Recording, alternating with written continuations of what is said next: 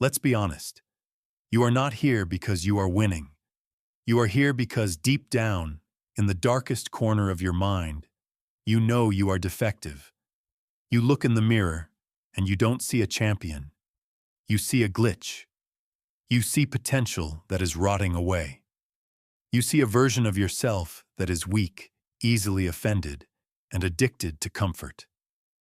You walk through life like a sleepwalker. You consume garbage content. You eat garbage food, and you think garbage thoughts.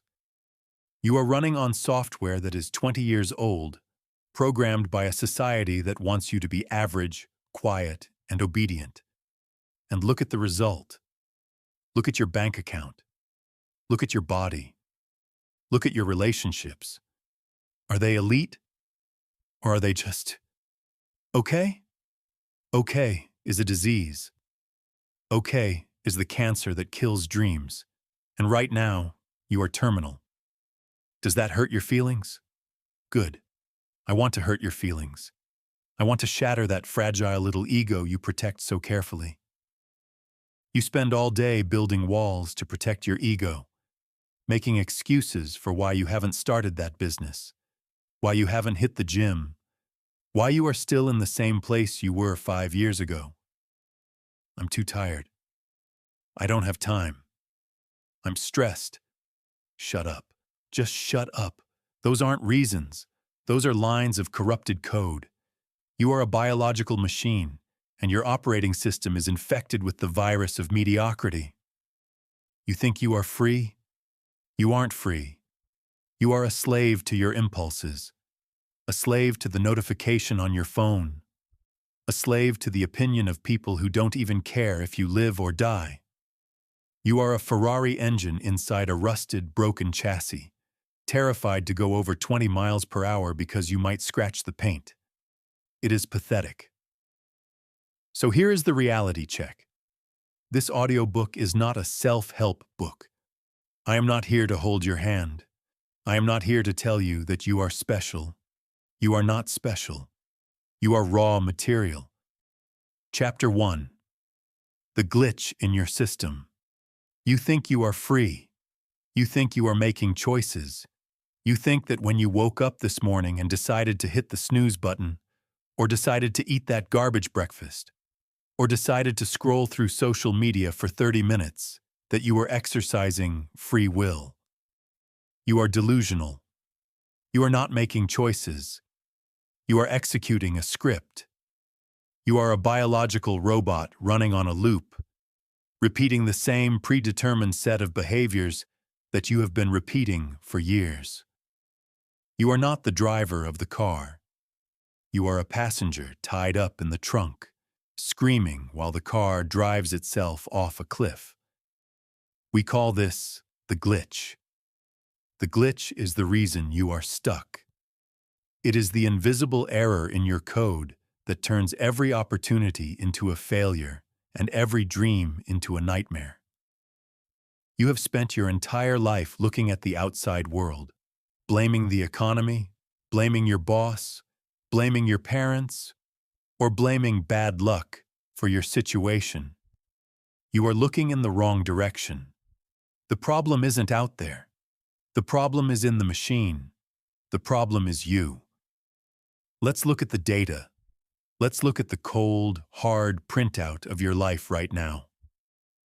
If I were to look at your bank account, your physical fitness, your romantic relationships, and your mental stability, what would I see? Would I see a system that is optimized, efficient, and powerful? Or would I see a system that crashes every time it is put under pressure? You know the answer. The output matches the code. If your life is a mess, it is because your mental DNA is messy. It is riddled with bugs. The glitch manifests in a very specific way. The victim subroutine. This is the most dangerous line of code in your entire brain. It is the default setting for 99% of the population, and it is the default setting for you.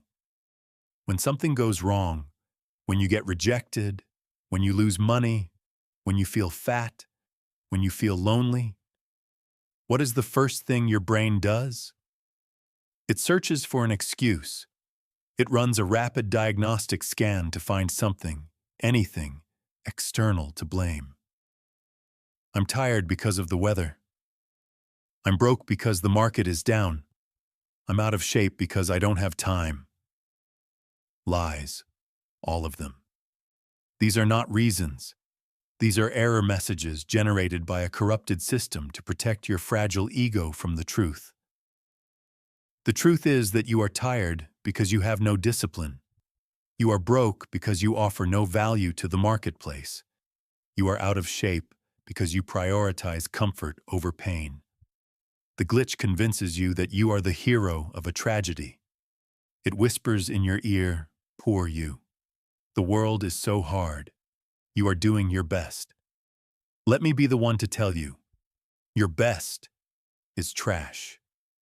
If this is your best, then you are doomed. The glitch uses this victim narrative to keep you sedated. As long as you believe that the world is happening to you, rather than by you, you don't have to change. You can just sit there, powerless, waiting for a savior who is never coming. Let's go deeper into the machinery. Let's look at the loop. The loop is the repetitive cycle of mediocrity. Computers do exactly what they are programmed to do. If you write a code that says, "If stressed, then eat sugar," the computer will execute that command every single time until the code is rewritten. Look at your own loops. You have a dream. You get a burst of motivation, usually at 2 a.m. when you can't sleep. You tell yourself, "Tomorrow everything changes. I will work out. I will study. I will build my empire." The sun comes up. The alarm rings. And what happens? The glitch activates. The old code overrides the new motivation. You feel a little bit tired, so the code executes the command, snooze. You feel a little bit overwhelmed, so the code executes the command, procrastinate. You feel a little bit bored, so the code executes the command, distract. By noon, you have already failed. By 6 p.m., you hate yourself. By 10 p.m., you are depressed. And then, at 2 a.m., the motivation returns, and you promise, "Tomorrow will be different." It is insanity. It is a broken record. You are a scratched DVD skipping on the same scene over and over again. Do you understand the severity of this? You are not losing time. You are losing your soul. Every time you run the loop, you reinforce the glitch. You are literally hardwiring failure into your neurons. Neuroplasticity works both ways, my friend. You can wire your brain for success, but you have spent the last decade wiring your brain for defeat. You have practiced giving up so many times that you are now a master at it. You are an Olympian of quitting. The glitch is also a master of disguise. It masquerades as logic. You think you are being logical when you avoid risk. You tell yourself, "I shouldn't invest in myself because I might lose money, and that would be irresponsible." That isn't logic. That is fear dressed up in a suit. The glitch calculates that if you try and fail, your ego will be bruised, so it prevents you from trying at all. It keeps you in the safe zone. But the safe zone is a kill zone. Nothing grows there. Nothing changes there. The safe zone is where dreams go to die. The glitch loves the safe zone because it requires zero processing power. It is low power mode for your brain. You coast through life, doing the bare minimum, hoping no one notices that you checked out of reality years ago. You need to understand that this is not a personality trait. People say, "Oh, that's just how I am." No. That is who you became. You were not born this way. You were not born fearing judgment. You were not born addicted to your phone. You were not born lazy. You were born as raw potential. But somewhere along the line, through bad parenting, through a soft society, through your own cowardice, You allowed the malware to install itself. You clicked accept on the terms and conditions of mediocrity. And now, the virus has spread. It affects how you walk. Have you noticed? You walk with your shoulders slumped. You avoid eye contact. That is the glitch manifesting physically. It affects how you speak. You use weak words. I'll try. Maybe. I hope. I hope is the vocabulary of a loser. Winners don't hope. They execute. The glitch has also infected your ability to focus. Your attention span is shattered. You can't even listen to this chapter without wanting to check your notifications. Your brain is itching for a distraction right now, isn't it? That is the glitch fighting for survival. It knows that if you listen to me, if you really listen, you might actually delete it. And like any parasite, it wants to live. It wants to keep feeding on your potential. It will tell you, this guy is too harsh. This is toxic. You don't need to listen to this. That voice? That is the voice of your enemy. That is the voice that has kept you small your entire life. If you listen to that voice now, you are finished. Turn it off. Force your brain to focus. This is the first rep of your new life. Let's talk about the denial mechanism. This is the firewall that protects the glitch. When someone points out a flaw in your character, do you thank them?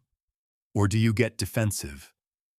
If your boss tells you your work is sloppy, do you fix it? Or do you go home and complain that your boss is a jerk? If your partner tells you that you are emotionally distant, do you open up? Or do you shut down and call them nagging? Defensiveness is the hallmark of a weak mind. It is the glitch screaming, "Do not look at the error." You are terrified of being wrong. You would rather be right and miserable than wrong and growing. You cling to your opinions even when your opinions have led you to a dead end. You argue for your limitations. And guess what? When you argue for your limitations, you get to keep them. Congratulations, you won the argument, and you lost your life. To rewrite your mental DNA, you must first admit that your current DNA is garbage. You have to look in the mirror and say, I am the problem. Not in a self-pitying way. That's just the victim subroutine again. I mean in a cold, analytical way. I am the problem because I am running faulty code. This realization is painful. It burns. It means admitting that all those years you spent blaming others were a waste. It means admitting that you are not as smart as you think you are. It means killing your pride. But this pain is necessary. You cannot fix a machine if you refuse to open the hood. You cannot heal a wound if you refuse to clean it out. The glitch thrives in the dark. It thrives when you ignore it. It thrives when you numb yourself with alcohol, with video games, with gossip, with food. These are all anesthesia. You are numbing yourself so you don't have to feel the glitch in your system. You don't have to feel the dissonance between who you are and who you could be. But the anesthesia is wearing off. That is why you are here. You are starting to wake up. You are starting to see the wires. You are starting to realize that the life you are living is a simulation of happiness, not the real thing. Real happiness, real power, comes from control, and right now, you have zero control. You are a slave to your impulses. Imagine if your laptop started opening random windows, deleting files, and sending emails without your permission. Would you say, oh well, that's just my laptop? No. You would format the drive. You would wipe it clean. You would reinstall the operating system. You are that broken laptop. You open your mouth and say things you don't mean. You make promises you don't keep. You set goals you don't hit. You are malfunctioning. Today, we acknowledge the malfunction. We stop pretending it's a quirk. We stop calling it my struggle. We call it what it is, a systemic failure. You need to get angry at the glitch. You need to develop a hatred for your own mediocrity. You should be disgusted by how easily you are manipulated by your own lazy brain. Why are you so obedient to a mind that wants you to fail? Your mind says, stay in bed, and you obey like a dog. Your mind says, eat the cake, and you obey like a dog. Your mind says, be afraid, and you cower like a dog. Where is the master? Where is the operator? The goal of this audiobook is to reinstall the operator. We are going to put you back in the driver's seat. But before we can do that, we have to look at the crash site. We have to look at the wreckage of your past choices and own every single twisted piece of metal. You did this. You built this life. You installed this code. And because you installed it, you can delete it. But do not mistake simple for easy. Deleting the glitch is the hardest thing you will ever do. It requires a level of honesty that most people physically cannot handle. Most people would rather die than admit they are the architects of their own misery. Are you most people? Or are you ready to be the exception? The glitch is panic-stricken right now. It is sending signals to your body. You might feel restless. You might feel irritated. You might feel the urge to turn this off and go watch something funny, something light, something that doesn't demand anything from you. That urge is the glitch trying to save itself. Do not let it win. Stare into the abyss of your own flaws. Look at the laziness. Look at the cowardice. Look at the wasted time.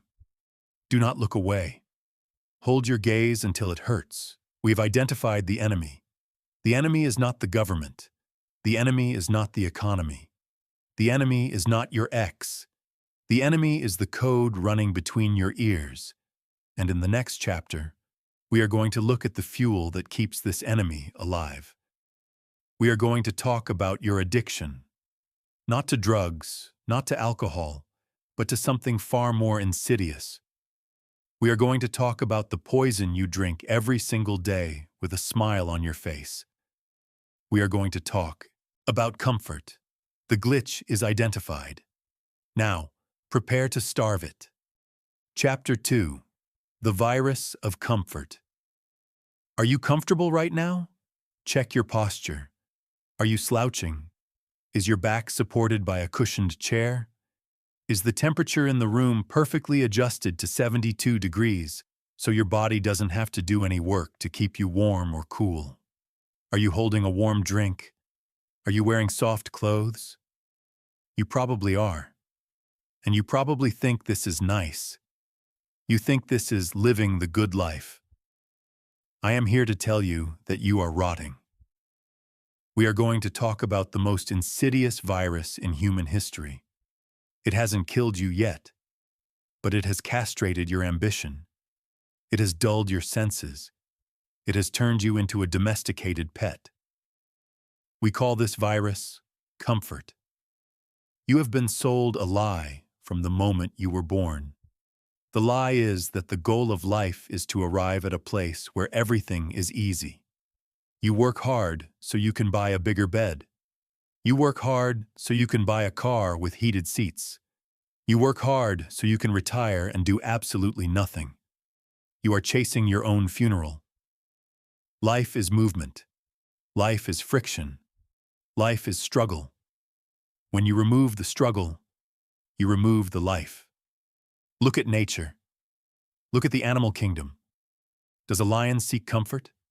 No. A lion seeks dominance. A wolf seeks survival. They are sharp, alert, and dangerous because their environment forces them to be. Now look at you.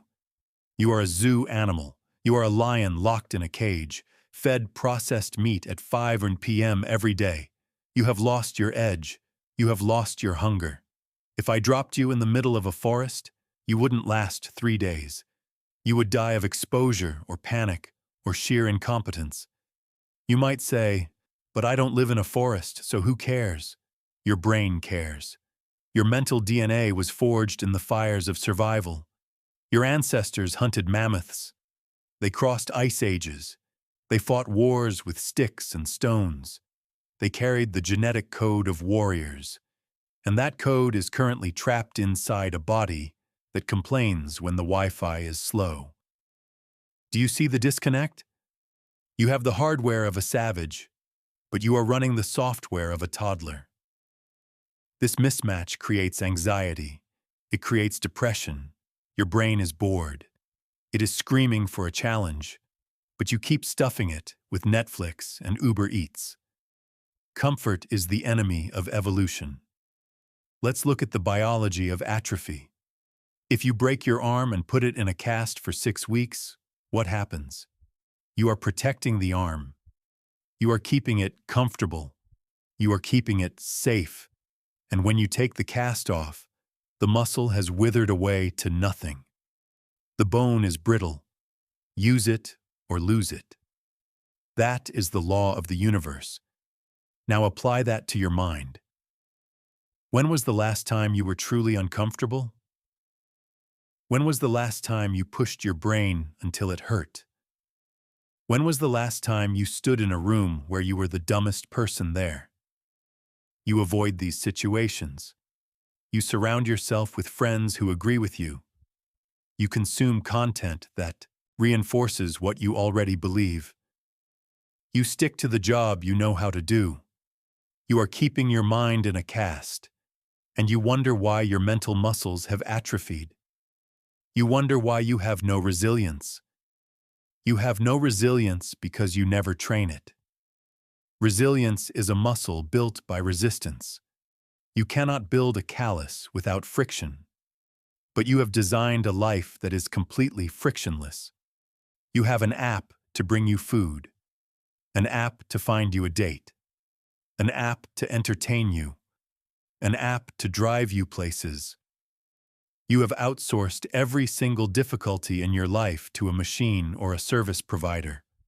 You are helpless. If the power grid went down tomorrow, you would be useless. You are not a self-reliant human being. You are a dependent. You are an oversized infant dependent on the system to keep you warm and fed. This virus of comfort does not just make you weak. It makes you entitled. This is the ugliest symptom of the disease. Because you are so used to instant gratification, you start to believe you deserve it. You get angry when the pizza takes 40 minutes instead of 30. You get irritated when the traffic adds 10 minutes to your commute. You get offended when someone doesn't reply to your text immediately. Look at yourself. Look at what upsets you. It is pathetic. You are getting worked up over minor inconveniences while people in other parts of the world are walking 10 miles for water. Your problems are a joke. But because your tolerance for discomfort is zero, these small things feel like tragedies. You have paper skin. The slightest scratch feels like a mortal wound. To rewrite your mental DNA, we have to cure this addiction. And make no mistake, it is an addiction.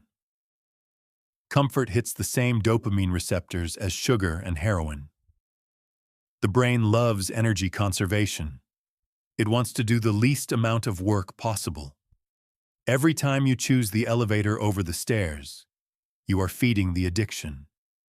Every time you choose the couch over the gym, you are feeding the addiction. Every time you choose silence over a difficult conversation, you are feeding the addiction. You are an addict. You are a comfort junkie. And like any junkie, you will defend your drug. You will say, "I need to relax. I had a hard day." Did you? Did you really have a hard day? Or did you just sit in an office chair, answer some emails, and deal with some mild emotional stress? That is not a hard day. That is a standard Tuesday.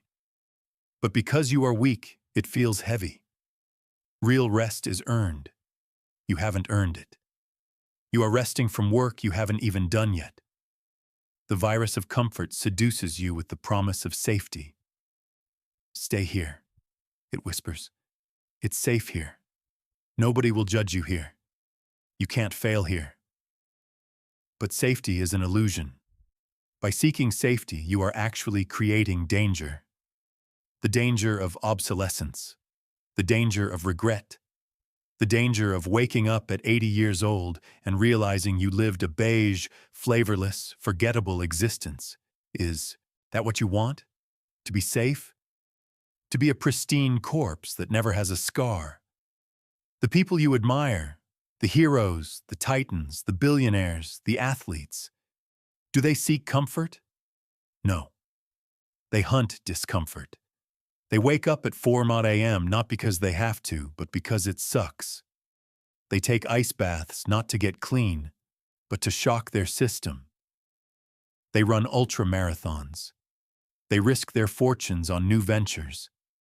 They constantly throw themselves into the fire. Why? Because they know that the fire burns away the impurities. They know that on the other side of pain is power. They know that comfort is a slow death. You are currently dying that slow death. You are in a warm bath, and the water is slowly getting hotter, boiling you alive like the proverbial frog, and you are just smiling because it feels nice. We need to pull the plug. We need to shock your system. Rewriting your mental DNA requires you to become an enemy of comfort. You must start to view your bed, your couch, and your remote control with suspicion. They are not your friends. They are thieves. They are stealing your potential. How do we break the fever? We introduce controlled adversity. You need to manufacture hardship. Since your life is too easy, you must make it hard on purpose. This means you stop looking for the hack. Stop looking for the shortcut. There is no shortcut. The shortcut is a trap. Take the stairs, every single time. Not for the fitness, but for the discipline. Turn the shower handle to cold for the last 30 seconds. Not for the health benefits, but to teach your brain that you control the temperature, not your feelings. Fast. Skip a meal. Feel the hunger pangs and don't fix them immediately. Sit with the hunger. Realize that you won't die just because your stomach is growling. You need to reclaim your sovereignty over your biology. Right now, your body tells your mind what to do. Body. I'm tired. Mind. Okay, let's sleep. Body. I'm hungry. Mind. Okay, let's eat. This is the hierarchy of a slave. The master hierarchy is the opposite. Mind. We are running 5 miles. Body.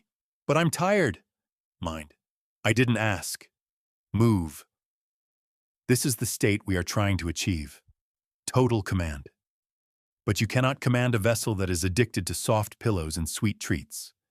You have to understand that comfort is a liar. It promises happiness, but it delivers boredom. Have you ever spent a whole weekend doing absolutely nothing? Just lounging, eating, watching TV? By Sunday night, do you feel recharged? Do you feel proud? Do you feel alive? No. You feel lethargic. You feel gross. You feel a low-level guilt humming in the background. That is your soul telling you that you wasted precious time. Now compare that to a day where you worked until your hands cramped. A day where you hiked a mountain. A day where you built something. You are exhausted. You are sore. You are dirty. But you feel amazing. You feel accomplished. You sleep like a baby. Happiness is not found in the absence of struggle. Happiness is found in the conquest of struggle. The virus of comfort robs you of that victory.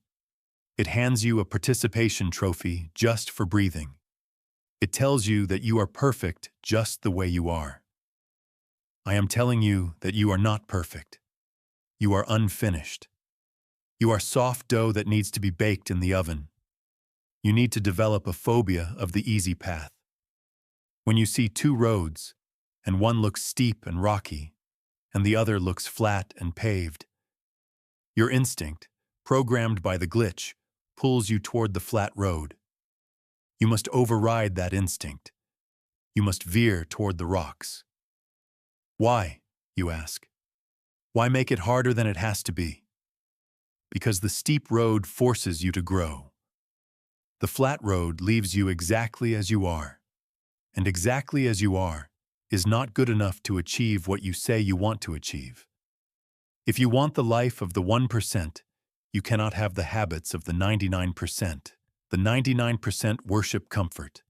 They center their entire lives around the weekend, around happy hour, around the vacation. They escape their lives because their lives are weak. Don't escape your life. Build a life so strong, so demanding, and so exciting that you don't want to escape it. But you can't build that from the couch. Get up. Seriously. If you are lying down listening to this, stand up. Walk around. Get the blood flowing. Stop being a passive receptacle for information. This audiobook isn't a lullaby. It is a war cry. We are declaring war on the part of you that wants to take a nap. We are declaring war on the part of you that settles for good enough. Good enough is the enemy of great. Comfort is the enemy of progress. From this day forward, when you feel comfortable, I want you to feel a red alert in your brain. I want you to feel anxious when things are too easy. If things are easy, it means you are coasting. And if you are coasting, you are going downhill. Embrace the suck, love the rain, love the cold, love the rejection, love the confusion of learning something new. These are the feelings of growth. Everything else is just decay. You have been infected with the virus of comfort for decades. It is deep in your system. It won't let go easily. It will beg you to stop. It will tell you, just one more hour of sleep. Do not listen. Starve the virus. Feed the beast. And speaking of feeding, where did this virus come from? Who planted it there? You didn't invent this weakness. It was given to you. It was passed down like a family heirloom you never asked for. In the next chapter, we are going to trace the infection back to its source. We are going to talk about the people who raised you. We are going to talk about the teachers who taught you. We are going to talk about parental malware. It's time to stop blaming yourself for the installation and start blaming the architects, so we can finally fire them. Chapter 3. Parental Malware. This chapter is going to offend you. It might make you angry. It might make you feel guilty. You might want to shut this off and say, "How dare you speak about my family like that?" That reaction? That defensive spike in your chest? That is the malware protecting itself. We are going to talk about the people who raised you.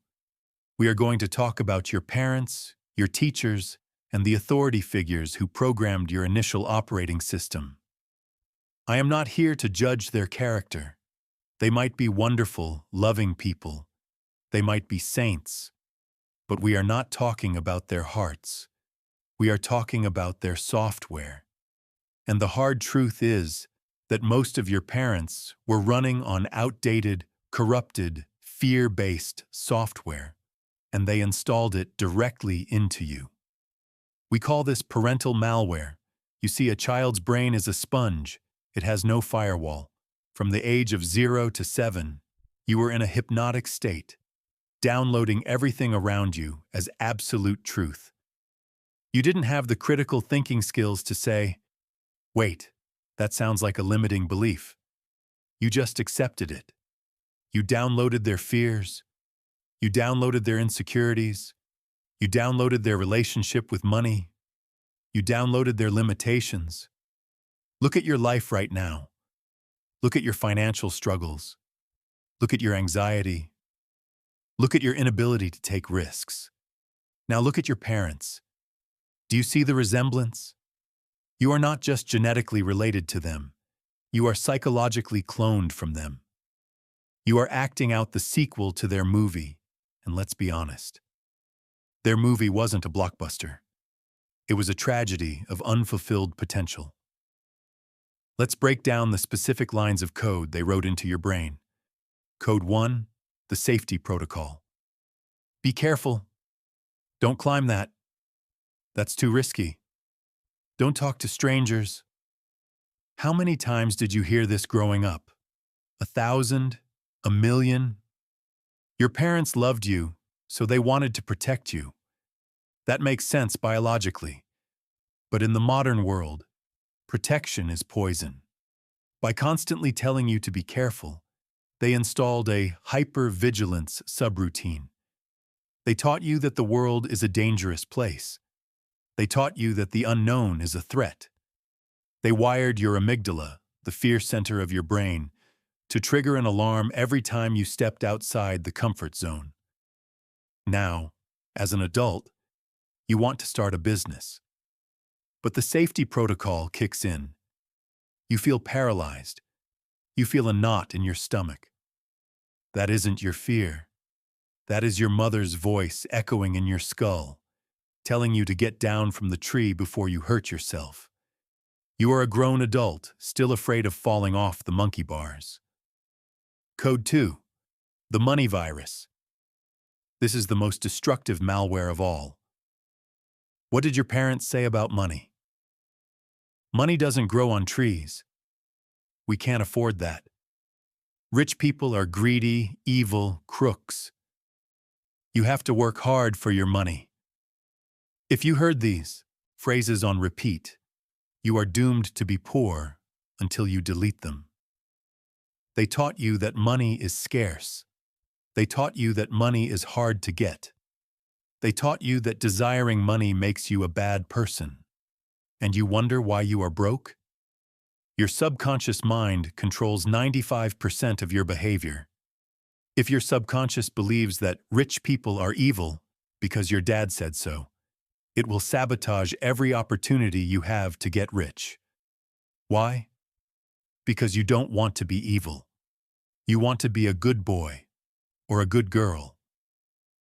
You are literally repelling wealth to stay loyal to your parents' worldview. You are struggling financially, not because the economy is bad, but because you are running a poverty script written by people who didn't know how to make money. Taking financial advice from your broke parents is like taking fitness advice from a fat person. It is insanity. Code 3, the Be Realistic Trojan horse. This one hurts the most. You had big dreams as a kid. You wanted to be an astronaut, a rock star, an inventor. And what did the adults say? That's a nice hobby, but you need a backup plan. Be realistic. Get a safe job with benefits. They crushed your imagination under the boot of their realism. But what they called realism was actually just pessimism. They gave up on their dreams, so they couldn't bear to see you chase yours. It's a subconscious envy. If you fly, it reminds them that they chose to crawl. So they clip your wings. They tell you to settle, and you listened. You settled. You got the degree you didn't care about. You got the job you hate. You bought the house in the suburbs. You followed the script perfectly. Are you happy? Or do you feel a deep, hollow ache in your chest? That ache is the ghost of the person you were supposed to be before they told you to be realistic. We also have to talk about the extended parental network, the school system. If your parents were the programmers, school was the factory floor. The school system was not designed to create leaders, thinkers, or titans.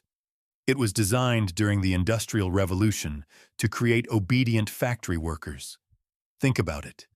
You sit in rows. You raise your hand to speak. You ask for permission to use the bathroom. You memorize facts and regurgitate them. You are punished for being different. You are rewarded for compliance. For 12 to 16 years, you practiced being a slave. You practiced waiting for instructions. Now, you are out in the real world. The real world rewards creativity, boldness, disruption, and leadership. But you are waiting for a teacher to give you an assignment. You are waiting for a syllabus. There is no syllabus in real life. You are paralyzed because the factory didn't teach you how to build. It only taught you how to assemble. You are an assembly line robot in a world that needs architects. This is the depth of the infection. It isn't just a few bad habits. It is the foundation of your entire identity. Who am I, you ask? Right now, you are nobody. You are a collection of other people's opinions. You are a collage of your father's fears, your mother's anxieties, and your teacher's rules. You are a biological recording device playing back old tapes. This sounds harsh. It is meant to be. Because unless you see this, you cannot fix it. You cannot rewrite your mental DNA if you think the current code is yours. You have to realize, this is not me. That fear of public speaking, not you. That's parental malware. That guilt about spending money on yourself, not you. That's parental malware. That need to please everyone, not you. That's parental malware. So how do we uninstall it? This is the hard part. This is the part that feels like betrayal. To rewrite your mental DNA, you must metaphorically kill your parents. I don't mean you stop loving them. I don't mean you cut them out of your life, unless they are toxic. Then yes, do that. I mean you must kill their authority over your mind. You have to stop viewing them as gods who know the truth. You have to start viewing them as flawed human beings who were winging it. They were scared. They were confused. They were just passing on the trauma their parents gave them. It's a generational relay race of garbage, and you are holding the baton. You have to drop the baton. You must audit every belief you have. Pick up a belief, say, I'm not good at math, and ask, is this true? Or did a teacher tell me this in 4th grade? Pick up the belief. Relationships are hard. Ask, is this true? Or did I just watch my parents fight for 18 years and assume that's what love looks like? You need to put every single thought on trial. If it can't prove it helps you win, it gets the death penalty. But here's the catch. Your brain will fight you. We are biologically wired to seek approval from our tribe. When you start deleting the parental malware, you will feel exposed. You will feel like you are doing something wrong. Your parents might even push back. You've changed. You're getting arrogant. You think you're better than us? When they say that, realize it is a sign of success. If you are not offending your parents' sensibilities, you are not growing. If your life looks exactly like what they wanted for you, you have failed. You are supposed to evolve beyond them. You are the iPhone 15. They are the flip phone. You cannot run your advanced operating system on their old hardware, and you certainly shouldn't try to downgrade your software to make them feel comfortable. Stop seeking their validation. This is the final chain you have to break. You are still a child inside, looking at mommy and daddy, asking, did I do good? Stop it. They cannot validate you because they do not understand the game you are trying to play. They are playing survival. You are trying to play conquest. A sheep cannot validate a lion. If you want to rewrite your mental DNA, you must become an orphan in your mind. You must accept that you are alone in this universe, and that the only guidance system you can trust is your own reconstructed logic. You must become your own father. You must become your own mother. You must reparent yourself. When you feel scared, instead of the safety protocol voice saying stop, you must install a new voice that says go, attack. When you fail, Instead of the criticism protocol voice saying, "You're stupid," you must install a new voice that says, "Analyze, adapt, try again." You have to write the code that they failed to write for you. This is a massive responsibility. It is terrifying. It means you have no one to blame anymore. You can't say, "Well, my dad was tough on me, so that's why I'm angry." No. You are angry because you haven't fixed it yet. You are an adult now. The warranty on your childhood has expired. You are responsible for the repairs. The malware runs deep. It is in your voice. It is in your posture. It is in the way you laugh. Start watching yourself. Catch the glitch. When you say something cynical, stop. Ask, "Who said that? Was that me? Or was that Uncle Bob speaking through me?" Exercise these ghosts. Clear the hard drive. You cannot build a skyscraper on a foundation of rotten wood. And right now, your foundation is rotten. We are tearing it out. It is going to leave a hole, a big, empty, scary void where your identity used to be. Good. We need that void. We need that empty space. Because in the next chapter, we are going to talk about what it feels like to destroy the rest of your fake identity. We are going to talk about the painful, terrifying process of formatting the hard drive. You have identified the virus. You have seen the source. Now we are going to press delete all. Are you ready to lose who you think you are? Because the person you think you are is just a mask, and it's time to rip it off. Chapter 4. Formatting the hard drive. We have arrived at the point of no return. In the previous chapters, we diagnosed the sickness. We found the glitch. We identified the virus of comfort. We traced the code back to your parents and teachers. You now know why you are broken. But knowing is not fixing. Analysis is safe. You can analyze your problems for 20 years and never solve them. That is what therapy is for most people. A comfortable room where they pay someone to listen to them talk about their malware without ever uninstalling it. We are not here to talk. We are here to delete. This chapter is about formatting the hard drive. Do you know what happens when you format a drive? You don't just drag a few files to the trash bin. You don't just organize the desktop. You wipe the index. You destroy the structure. You reduce everything to zero. This is the process of ego death. You are terrified right now. You should be. Because the you that is listening to this audio is about to die. You cling to your identity like a drowning man clinging to a rock. You say, "But this is who I am.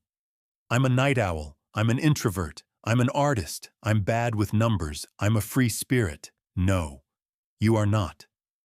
Those are not biological facts. Those are stories. They are labels you pasted on your forehead to explain why you aren't performing. They are the walls of your prison cell, and you are the one who locked the door. To rewrite your mental DNA, you must be willing to burn your current identity to the ground. You must be willing to become a nobody. Let's talk about the sunk cost fallacy. This is a term from economics. It means that people continue to invest in a failing project just because they have already spent a lot of money on it. They think, "Well, I can't quit now. I've put in too much time." You are doing this with your personality.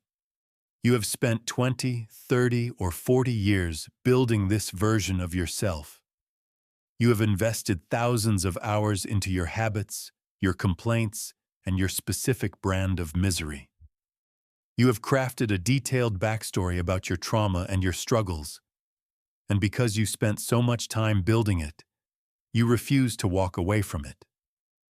You are guarding a pile of trash because it took you a long time to collect it. It doesn't matter how long you have been shy. It doesn't matter how long you have been lazy. It doesn't matter that your family has always been this way. It is trash. Dump it. Formatting the drive means letting go of your history. This is where people fail. They want to change their future, but they refuse to let go of their past. They walk around carrying a backpack full of bricks, memories of who hurt them, memories of their failures, memories of the time they were embarrassed in high school. They pull out these bricks and show them to everyone. "Look at this brick," they say. "This is why I can't be successful. This brick is heavy." Drop the backpack. "But it's my past. It made me who I am." Exactly. And who you are is broken. So why are you honoring the things that broke you? You need to develop a selective amnesia. You need to wake up tomorrow morning and forget who you were yesterday. If you wake up and instantly reload the old me file, you will repeat the old me day. You have to interrupt the download. When you wake up and your brain tries to tell you, "I am a person who needs coffee before I can function," you must intervene. You must say, "Data corrupted, delete." When your brain says, "I am anxious about this meeting," you must say, "Data corrupted, delete." You are stripping away the narrative. This feels like dying. I am not going to lie to you. When you start formatting the hard drive, you will feel a profound sense of loss. You will feel empty. People run from this emptiness. They are terrified of the void. When they stop drinking, or stop scrolling, or stop complaining, they suddenly have all this silence in their heads. They don't know who they are without their dysfunction. If I'm not the funny fat guy, who am I? If I'm not the victim of a toxic ex, who am I? If I'm not the struggling artist, who am I? The answer is, you are potential, but potential feels like nothingness. It feels like standing on the edge of a cliff in the dark. You have to learn to stand on that cliff and not jump back into the safety of your old, miserable self. You have to be okay with being a blank slate. A blank slate is the most powerful thing in the universe. On a blank slate, you can write anything, but you cannot write a new code on a hard drive that is already full of junk. We have to talk about your trauma trophy case. Everyone has trauma. Everyone has pain. But some of you, and you know who you are, you polish your trauma. You put it on a shelf. You identify with it. You introduce yourself by your wounds. You use your past pain as a shield against future expectations. I can't do that because I have trust issues. I can't do that because I have ADHD. I can't do that because my parents didn't love me. You are using medical terms and psychological concepts as hideouts. Formatting the hard drive means you stop telling the story. I don't care what happened to you. The universe doesn't care what happened to you. The marketplace certainly doesn't care what happened to you. The only thing that matters is what you are doing now. Every time you retell your sad story, you are re-etching the groove in the record. You are deepening the neural pathway of the victim. Stop talking about it. But I need to process it. You have processed it enough. You have been processing it for a decade. It's processed. Now it's just an excuse. Delete the file. When someone asks you about your past, give them the short version and move on. Do not wallow. Do not seek sympathy. Sympathy is a drug that keeps you weak. If people feel sorry for you, they don't respect you. Do you want pity, or do you want power? You cannot have both. Formatting the hard drive also means deleting your false limitations. You have a mental list of things you can't do. I can't wake up early. I can't cold call. I can't learn a language. I'm not good with technology. Who told you that? You tried it once, failed, felt stupid, and then wrote a line of code. I am unable to do X. That is a lie. You are a biological learning machine. You have the most complex computer in the known universe sitting inside your skull. You can learn anything if you have the discipline. The only reason you can't is because you decided you can't, so you stopped trying. You need to go into your settings and uncheck those boxes. Toggle bad at math to off. Toggle socially awkward to off. Toggle lazy to off. It's not that simple, you say. It is that simple. It just isn't easy. It requires a constant, aggressive monitoring of your own thoughts. It requires you to be the bouncer at the club of your mind. When a limiting thought tries to get in, you have to grab it by the neck and throw it out. You have to catch yourself in real time.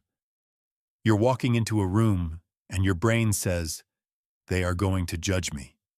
Stop. Format. Replace with, "They are lucky I am here." You're looking at a project and your brain says, "This is too hard." Stop. Format. Replace with, "I eat difficult things for breakfast." You are manually overwriting the data. But be warned, the system restore function will try to kick in. Your environment is a backup drive. Your friends, your family, your coworkers, they have a backup copy of the old you, and they will try to reinstall it. They will say things like, "Why are you acting so weird? You've changed. Come on, just have one drink. You used to be fun. Who do you think you are?" They are trying to drag you back to the version of you that makes them comfortable. If you change, it forces them to look at their own stagnation. They want the old, predictable, broken you back. You must resist the system restore. You might have to lose friends. In fact, if you format your drive correctly, you will lose friends. You will realize that you have nothing in common with them anymore. They are bonding over complaints. You are bonding over conquest. The vibration doesn't match. Let them go. You cannot bring the old crew to the new world. So, how does it feel to be formatted? It feels lonely. It feels cold. You are standing in the wreckage of your former personality. You have realized that your constraints were imaginary. You have realized that your personality was just a defense mechanism. You have realized that your past is a memory trace that has no power over you unless you give it power. You are light. You are unburdened. But you are also unguided. You have deleted the old operating system, so now the screen is black. The cursor is blinking, waiting for input. This is the moment of truth. Most people panic here. They rush to find a new identity to cling to. They join a cult, or a political movement, or a fandom, just to feel like they belong to something again. Do not do that. Stay in the blankness. Stay in the void. This void is where a God is born. This is where you get to choose, consciously and deliberately, who you will become. You are no longer a product of your environment. You are a creator. You are holding the keyboard. The code is deleted. The memory is wiped. The malware is gone. Now, we must write the new source code. We cannot leave the drive empty, or the old junk will creep back in. Nature abhors a vacuum. If you don't fill that space with high-performance code, mediocrity will leak back in through the cracks. We need a kernel.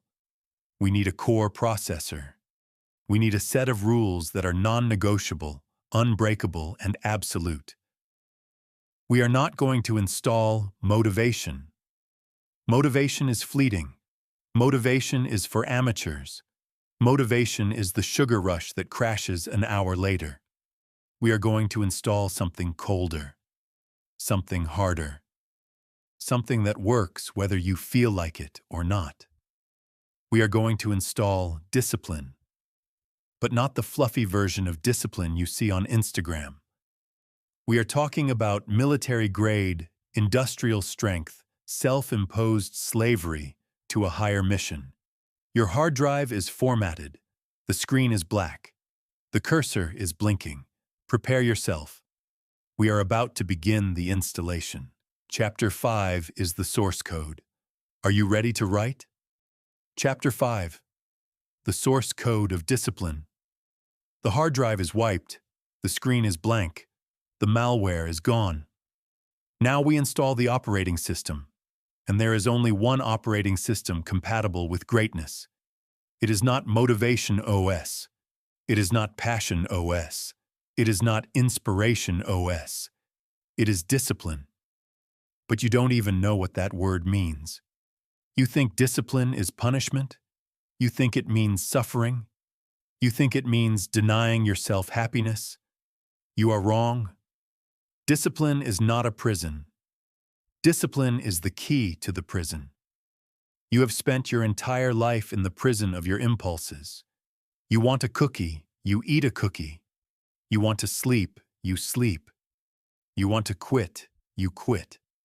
You are a slave to your immediate desires. You are a puppet, and your cravings are pulling the strings. Discipline is the act of cutting the strings. We are going to write the source code now. And this code is binary. It is comprised of ones and zeros. In computer science, a 1 represents on or true. A 0 represents off or false. There is no 0.5. There is no maybe. There is no I'll try. This is the first rule of the new source code, the binary rule.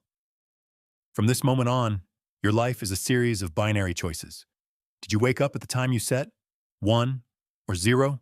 Did you complete the workout? 1 or 0? Did you make the sales calls? 1 or 0? Did you eat the clean meal? 1 or 0? There is no story. There is no nuance. There is no, well, I was going to, but then my cat got sick and I was feeling a bit down. 0. The universe does not care about your excuse. The universe only tallies the score. If your life is a string of zeros, you are a 0. If you want to be a number 1, you have to stack ones. This sounds cold. It is cold. Machines don't have feelings. And right now, your feelings are your enemy. Let's talk about the fraud known as motivation. You love motivation. You are addicted to it. You watch videos of athletes screaming. You listen to epic music. You get goosebumps. You feel a surge of energy in your chest. You think, yes, I am ready. That is not power. That is sugar. Motivation is biological candy.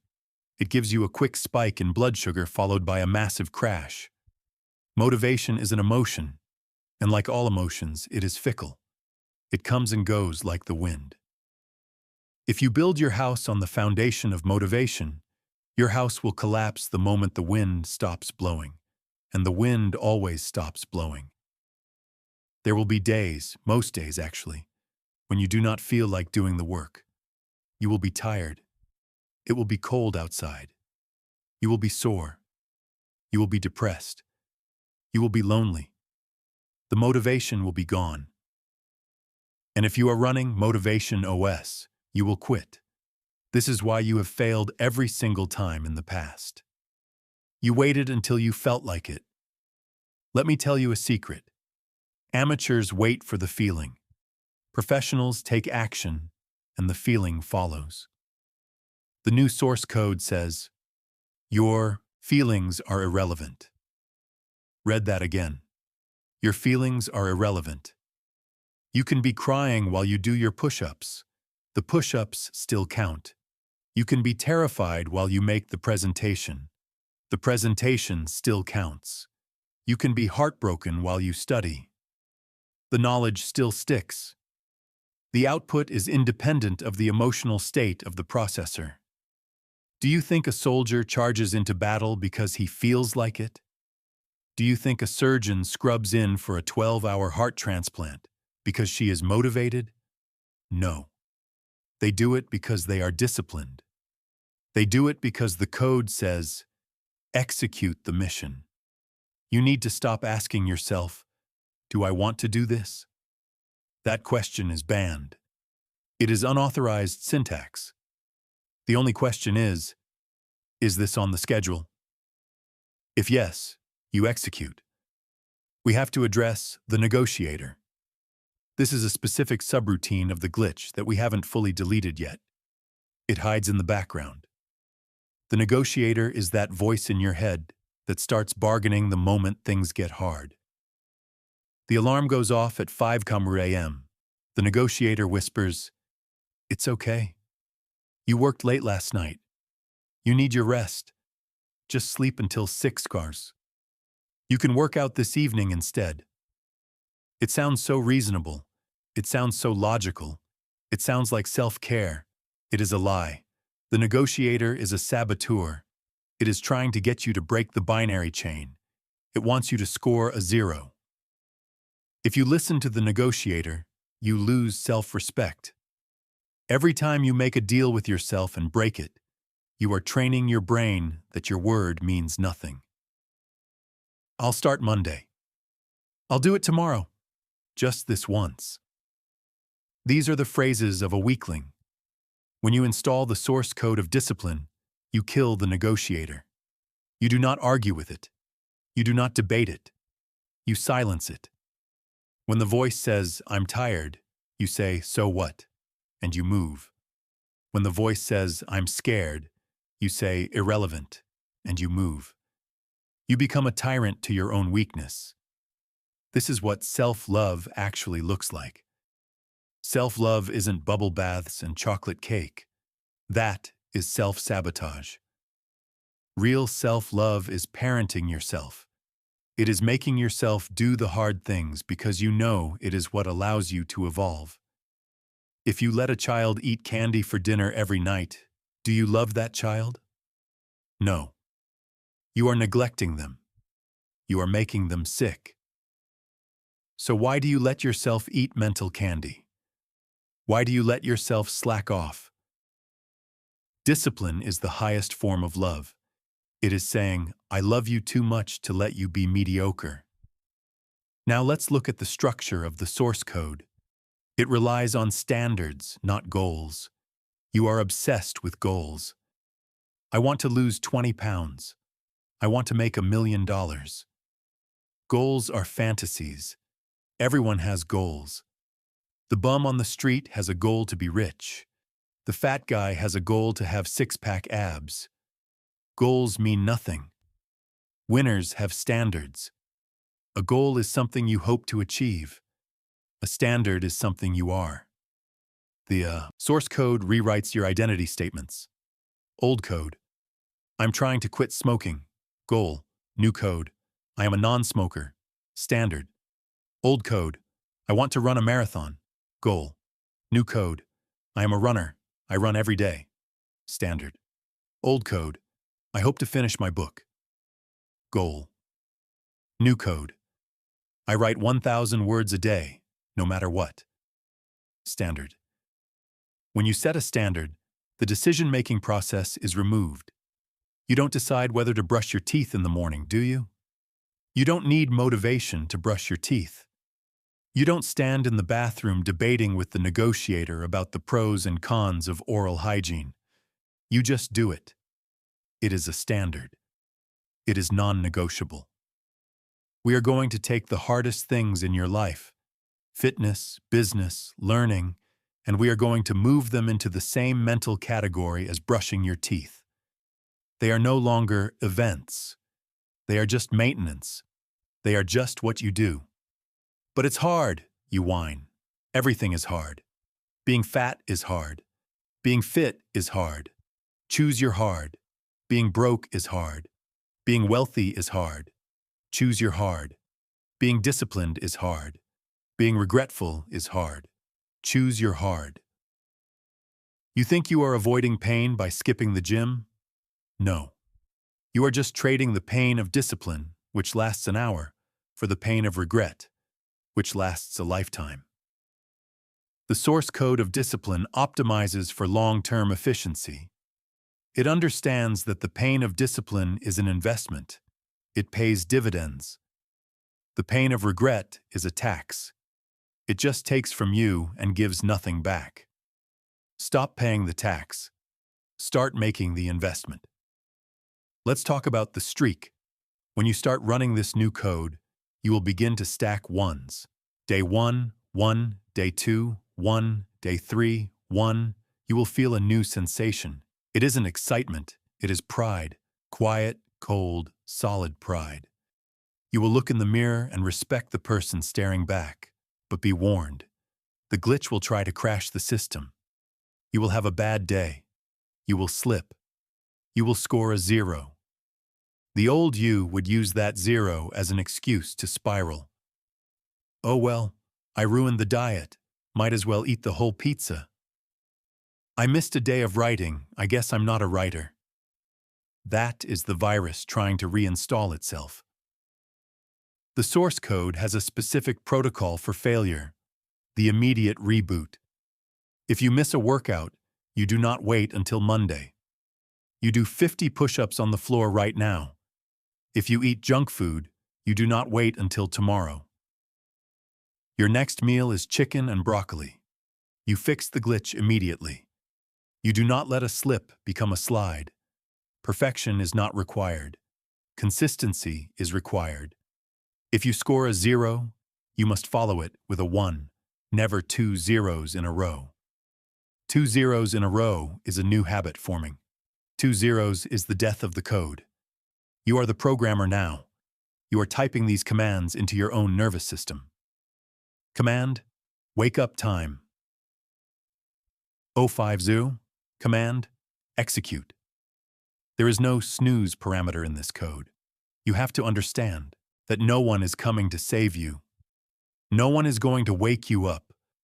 No one is going to smack the donut out of your hand. No one is going to force you to read a book instead of scrolling TikTok. You are the captain. You are the soldier. You are the entire army. If you don't do it, it doesn't get done. And if it doesn't get done, you remain a glitch. You remain a waste of potential. Is that what you want on your tombstone? Here lies name. He had a lot of potential, but he liked to sleep in. Pathetic. Install the code. Internalize the binary. Kill the negotiator. From this moment forward, you do not do things because you want to. You do things because you said you would. Your word is law. If you say you are going to do something and you don't do it, you are a liar. You are lying to the most important person in your life. Yourself. Stop lying. Start executing. The source code is installed. The system is rebooting. But now that you have the discipline to execute, you will notice something disturbing.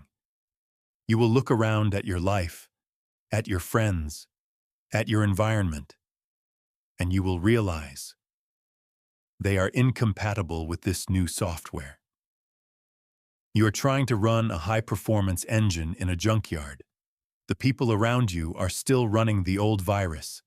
They are still complaining. They are still lazy. They are still victims. And they are going to try to infect you again. You have the code. Now you need to build the firewall. In the next chapter, we are going to pick up the scalpel. We are going to perform surgery on your social life. It is going to get bloody. We are going to talk about debugging your circle. If they don't grow, they go. Prepare to cut the cord. Chapter 6. Debugging your circle. You have formatted your hard drive. You have installed the source code of discipline. You are waking up early. You are executing. You are beginning to vibrate at a new frequency. And now, you are going to encounter a massive problem. You are going to walk out the door, and you are going to run into your old life.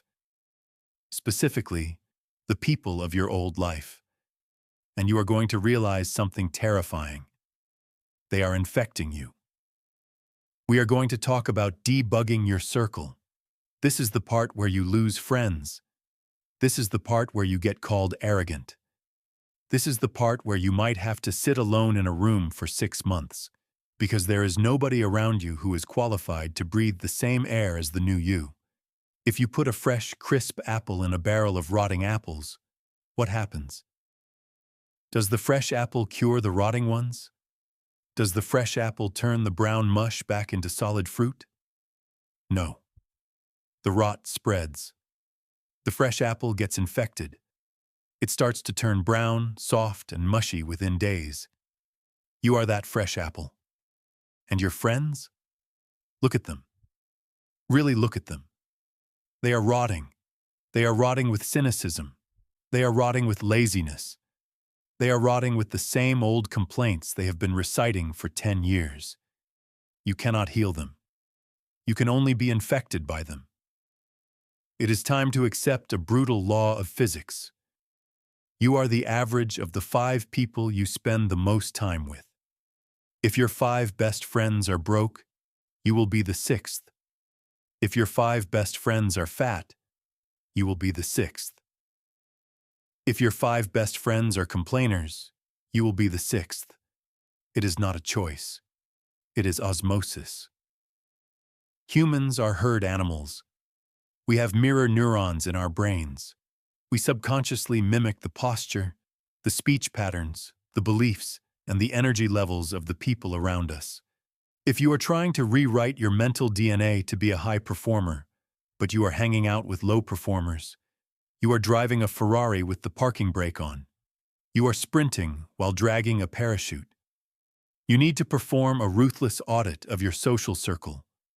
We are going to categorize the people in your life. We are going to label them, and if they fall into the wrong category, you are going to distance yourself. Category 1, the anchors. These are the people who are actively heavy. They are the ones who are always in a crisis. They are the ones who treat you like a therapist. Every time you see their name pop up on your phone, you feel a drain of energy. You sigh. You think, what now? They are addicted to their own misery, and they want you to join them in the pit. When you tell them good news, hey, I started a business, or hey, I lost 10 pounds. What do? Do they celebrate? No. They find the negative. Oh, be careful, most businesses fail. Oh, don't get too skinny, you'll look sick. They anchor you to the ground, because if you fly, it proves that gravity isn't the problem. They are the problem. You must cut the rope. Category 2, the hedonists. These are your party friends, the drinking buddies, the gaming crew, the ones you only see when it's time to escape reality. They are fun. They are charismatic. They are also lethal. They are the drug dealers of comfort. They are the ones who say, come on, live a little. You work too hard. Take a break. Have a beer. They sound like they care about you. They don't. They care about validation for their own bad habits. If you are disciplined, it makes them feel guilty about their lack of discipline. So they try to drag you down to their level so they can feel normal again. If you stop drinking, you will realize you have nothing to talk about with these people. Your entire friendship was based on intoxication and distraction. Delete their numbers. Category 3, the crabs. Have you ever heard of crab bucket theory? If you put a bunch of crabs in a bucket, and one of them tries to crawl out, the other crabs will grab its legs and pull it back down. They will literally tear it apart rather than let it escape. You have friends like this. These are the ones who actively mock your ambition. Oh, look at Mr. Entrepreneur. You think you're better than us now? You're changing. Yes, I am changing. That is the point. They use shame to keep you in the bucket. They weaponize your past against you. Remember when we used to do stupid thing? You're not a CEO, you're just name. These people are enemies. They are not friends. They are hostiles. They are terrified that if you escape the bucket, they will be left alone with the realization that they are stuck by choice. You have to kick them in the face and climb out. The loyalty trap. Now the glitch in your brain is screaming. But I can't just cut them off. We've been friends since kindergarten. We are loyal. Loyalty to what? Loyalty to a memory? Loyalty to a shared history of being losers. Loyalty is a noble trait when it is directed at people who are fighting in the trenches with you. Loyalty to people who are shooting you in the back is not nobility. It is stupidity. Day ones are usually the most dangerous people in your life. Just because you grew up on the same street does not mean you are destined to grow in the same direction. You have outgrown your shoes from kindergarten, haven't you? You don't feel guilty about throwing them away. You outgrew them. They don't fit. They cramp your feet. Your old friends are shoes that are 3 sizes too small. They are cramping your soul. You don't have to be mean. You don't have to cause a scene. You just have to be unavailable. Hey, want to come over and watch the game? No, I'm working. Hey, let's go to the bar. No, I'm training. Eventually, they will stop calling. And that silence is the sound of freedom, the family problem. This is the hardest part. What if the anchor is your mother? What if the crab is your brother? You cannot divorce your family, but you can demote them. You have to limit access. If every time you talk to your dad, he tells you to be realistic and crushing your dreams, stop talking to him about your dreams. Talk about the weather. Talk about sports. Keep the conversation surface level. Do not give them the keys to your inner world. They have lost that privilege. You protect your mental DNA by building a firewall around your goals. If they are truly toxic, if they are abusive, manipulative, or destructive, then yes, you cut them off. Biology is not a suicide pact. You do not owe anyone your mental health just because you share some DNA. The vacuum, so you've done it. You've stopped answering the texts. You've declined the invites. You've distanced yourself from the complainers. Now you are alone. You look at your phone, and it is dry. No notifications, no plans for Friday night. Panic sets in. The glitch says, "You are a loser, you have no friends, you are lonely." This is the test. You are not lonely. You are in solitude. There is a difference. Loneliness is the pain of being alone. Solitude is the glory of being alone. Solitude is where you build the empire. Solitude is where you find out who you really are when nobody is watching. You need this vacuum. You need this empty space to figure out your next move without the static noise of other people's opinions. Do not rush to fill the vacuum. Most people panic and run back to the toxic friends because they are terrified of sitting with themselves, or they rush into a new relationship, or they find a new group of losers just to have someone. Stand your ground. It is better to be a lone wolf than a sheep in a herd of idiots. The eagle flies alone. The pigeon flies in a flock. Which one do you want to be? When you vibrate at a high frequency, when you are disciplined, focused, and positive, you will eventually attract other high-frequency people. But they are rare. You won't find them at the bar. You won't find them in the comment section. You will find them at the gym at 5 a.m. You will find them at the business seminar. You will find them in the places where growth happens. But until you find them, you walk alone.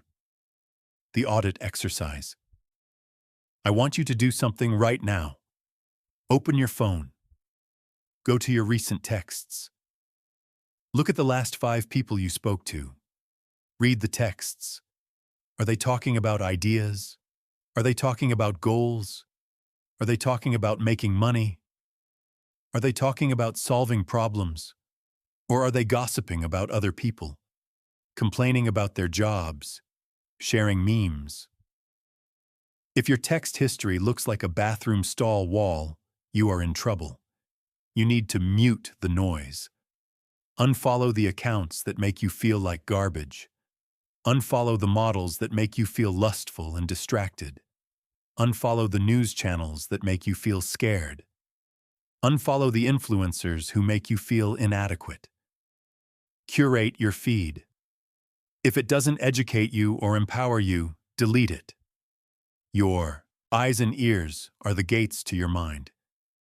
You've been leaving the gates wide open, letting anyone walk in and dump their trash on your living room floor. Close the gates. Post a guard. The power of no. To debug your circle, you must master the word no. No is a complete sentence. You don't need to explain. You don't need to apologize. No, I can't make it. No, I'm not interested. No.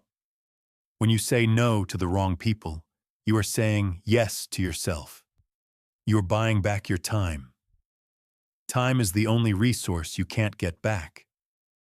Every hour you spend listening to your broke cousin complain about the government is an hour you could have spent building your future. You are literally burning your life to keep him warm. Stop setting yourself on fire to keep others warm. This process is going to hurt. You will feel guilt. You will doubt yourself. You will wonder if you are becoming a bad person. Let me redefine good person for you. A good person is someone who maximizes their potential to serve the world. You cannot serve the world if you are dragged down by anchors. You cannot help the poor if you are one of them. You cannot help the sick if you are infected. By becoming strong, by becoming elite, by becoming successful, you gain the power to actually help people. The best thing you can do for your loser friends is to not be one of them. Show them what is possible. Lead by example. When they see you 6 months from now, fit, rich, focused, happy, some of them might hate you. But one of them might look at you and say, "How did you do it?" Then, and only then, can you help them. But you cannot pull them up while you are standing in the mud with them. You have to get to high ground first. So cut the cord. Format the contact list. Embrace the solitude. You are building a new tribe. A tribe of warriors. A tribe of savages. And the entry fee for that tribe is the death of your old social life. Pay the price. Now, you are alone. The code is running. The distractions are gone. The friends are gone. And now that the noise has stopped, you are finally going to feel something you have been avoiding for a very long time. Pain. Real, raw, unprocessed pain. The trauma you've been drinking away. The failure you've been laughing off. The anger you've been suppressing. It is all bubbling to the surface, and the glitch will tell you to run from it. The glitch will tell you to suffer. But the source code says something different. The source code says that pain is not suffering. Pain is information. Pain is fuel. In the next chapter, we are going to learn how to burn that fuel. We are going to enter the reactor. We are going to talk about the algorithm of pain. Don't run. Let it burn. This is a manual for a system wipe. We are going to format your hard drive. We are going to delete the files labeled fear, laziness, and doubt. We are going to rewrite your mental DNA line by line. It will be painful. You will hate me. You will want to turn this off. Your ego will scream and fight to stay alive. But if you have even 1 ounce of self-respect left, if there is even a tiny spark of a warrior left inside that soft exterior, you will stay. You will listen. And you will execute. The old version of you dies today. Are you ready to pull the plug? Chapter 7. The algorithm of pain. You have spent your entire life running away from one thing. You have built your entire existence around avoiding it. You buy soft beds to avoid physical discomfort. You stay quiet to avoid the pain of judgment. You don't ask for the sale to avoid the pain of rejection. You numb yourself with alcohol to avoid the pain of your own thoughts. You are terrified of pain. And because you are terrified of it, you are a slave to it. Whatever you run from controls you. If you run from the cold dictates where you can go. If you run from pain, fear dictates your life. It is time to stop running. It is time to turn around, face the monster, and realize that the monster is actually a battery. We are going to install the algorithm of pain. Most people run a primitive software called Avoidance v1.0. The logic is simple. If pain is detected, run. If pain is detected, cry. If pain is detected, numb. This is the software of a prey animal. A gazelle runs from pain. A rabbit runs from pain. Are you a rabbit? Or are you a predator?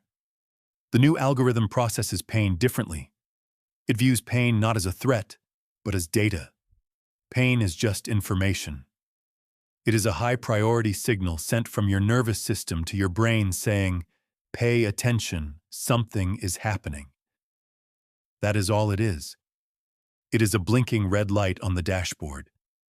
When a red light flashes on your car's dashboard, do you smash the dashboard with a hammer so you don't have to see it? Do you put tape over the light? No. That would be stupid. You read the code. You fix the engine.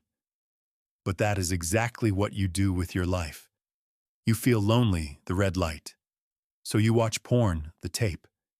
You feel insecure, the red light. So you bully someone else, the hammer. You are ignoring the signal. The algorithm of pain changes the processing logic. Input, pain. Process, analyze the source, extract the lesson. Output, power. Let's look at the different types of pain you are wasting. Type 1, the pain of weakness. You go to the gym, you lift a heavy weight, your muscles burn, your brain screams, "Stop! This hurts!" That burn? That is not an injury. That is weakness leaving the body. That is the feeling of your old, soft fibers tearing so that new steel fibers can grow. If you stop when it hurts, you stay weak. If you push through the hurt, you evolve. This applies to your mind, too. When you are trying to learn a new skill and you feel frustrated, that confusion is mental pain. It is the feeling of your brain stretching. Most people quit the moment they feel confused. "I'm not good at this," they say. No. You are just feeling the burn of growth. The algorithm says, if it hurts, do it more. If the cold shower hurts, stay in it longer. If the awkward silence hurts, hold it longer. If the run hurts, run faster. You must build a callus. Do you know what a callus is? It is hardened skin. It is armor that the body builds in response to friction. You have soft hands because you have never handled rough things. You have a soft mind because you have never handled rough realities. You need to rough up your mind. You need to scar it over. A scarred mind is a strong mind.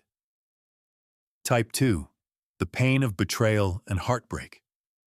This is the most potent fuel on the planet. Someone hurt you. Someone left you. Someone cheated on you. Someone fired you. And what are you doing with that pain? You are crying. You are feeling sorry for yourself. You are listening to sad songs and eating ice cream. You are wasting the energy. Heartbreak is nuclear energy. It is a massive surge of adrenaline, cortisol, and rage. You can use that energy to destroy yourself, or you can use it to build an empire. Look at the greatest people in history. Almost all of them were rejected. Almost all of them had a chip on their shoulder. They took that rage and they channeled it into their work. I will show them. That sentence has built more skyscrapers and fortunes than I love myself ever has. Stop trying to heal in the soft, gentle way. Heal by winning. Your ex left you? Good. Get in the best shape of your life. Make them regret it every time they see a photo of you. Your boss fired you? Good.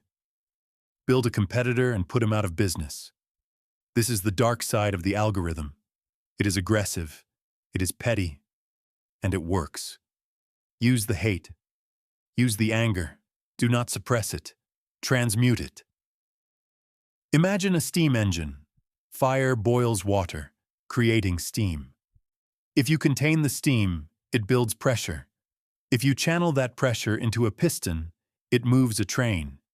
If you just let the steam out, it vanishes into the air.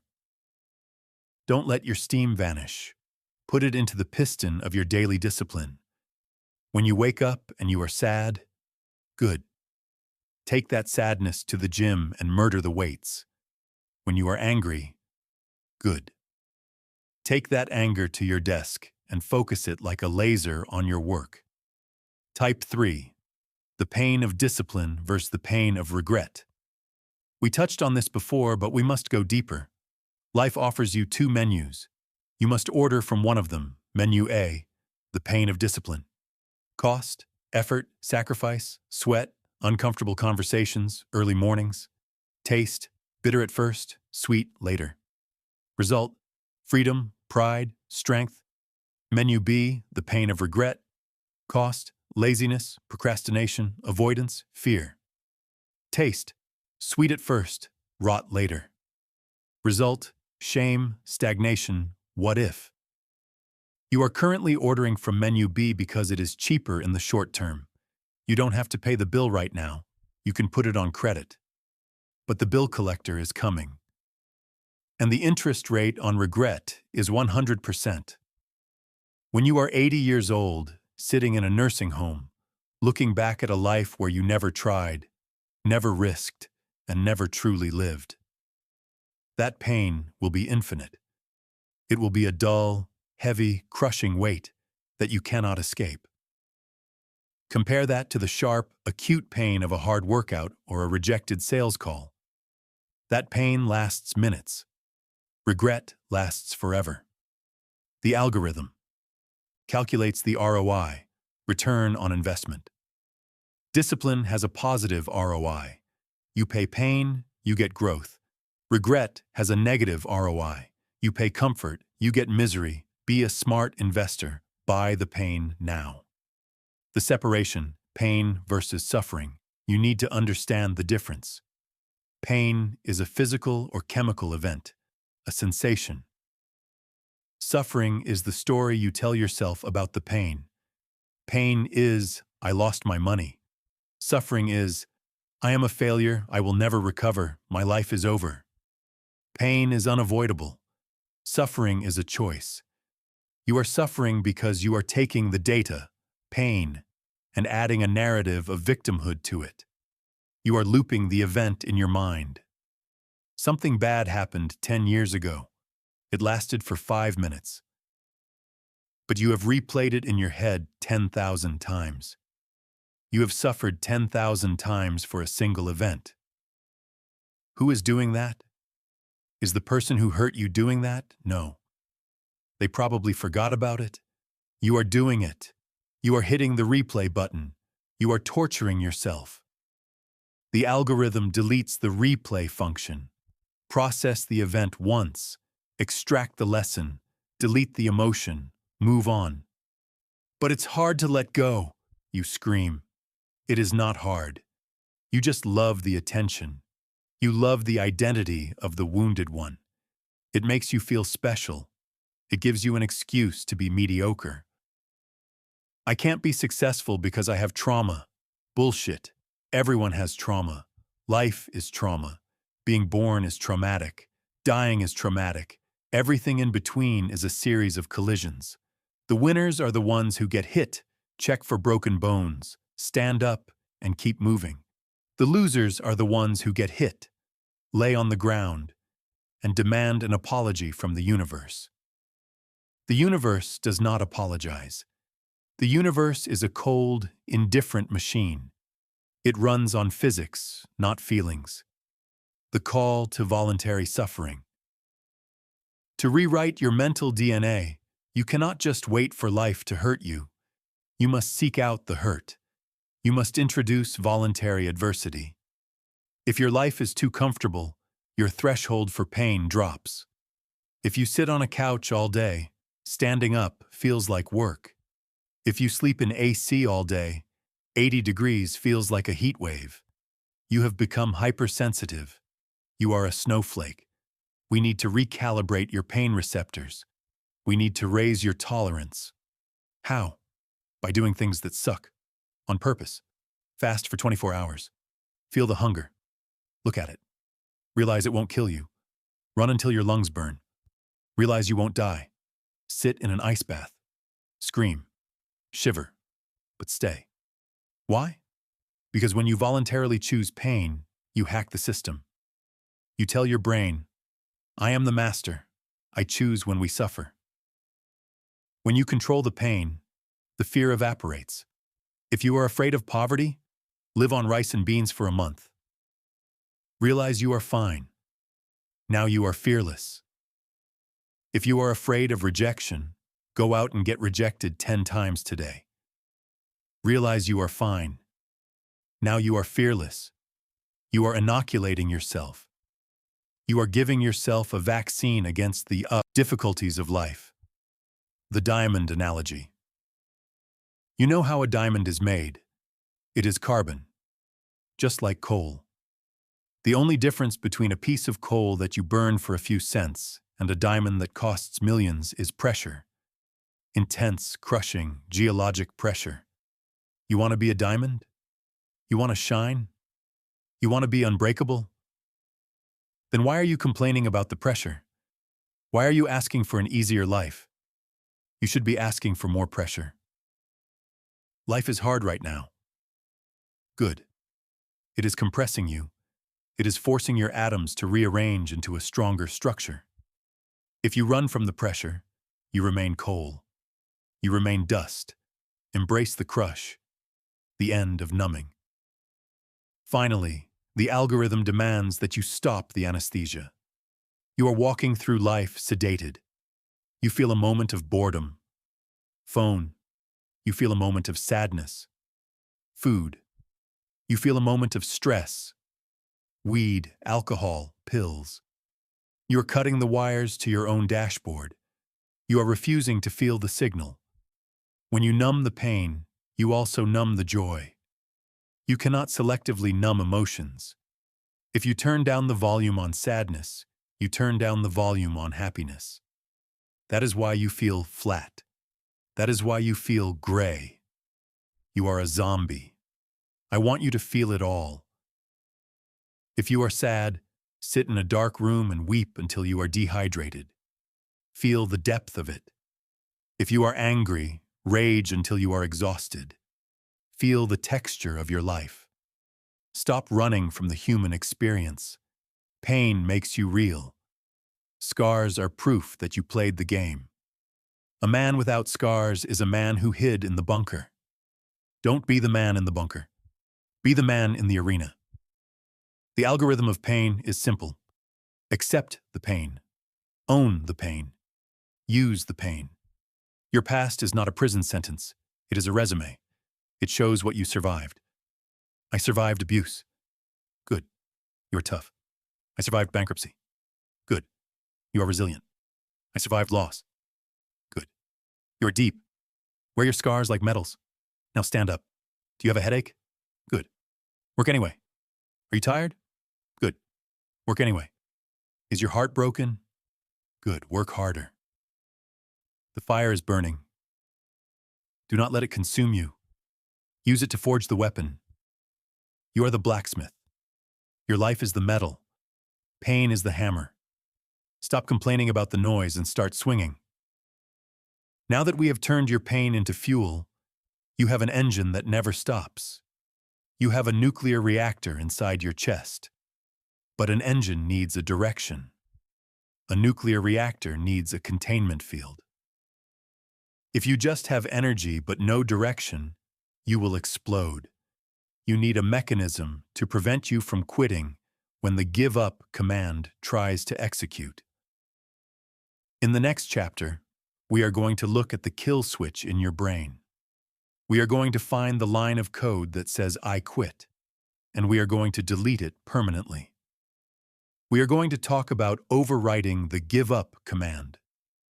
Failure is no longer an option. It is a physical impossibility. Chapter 8.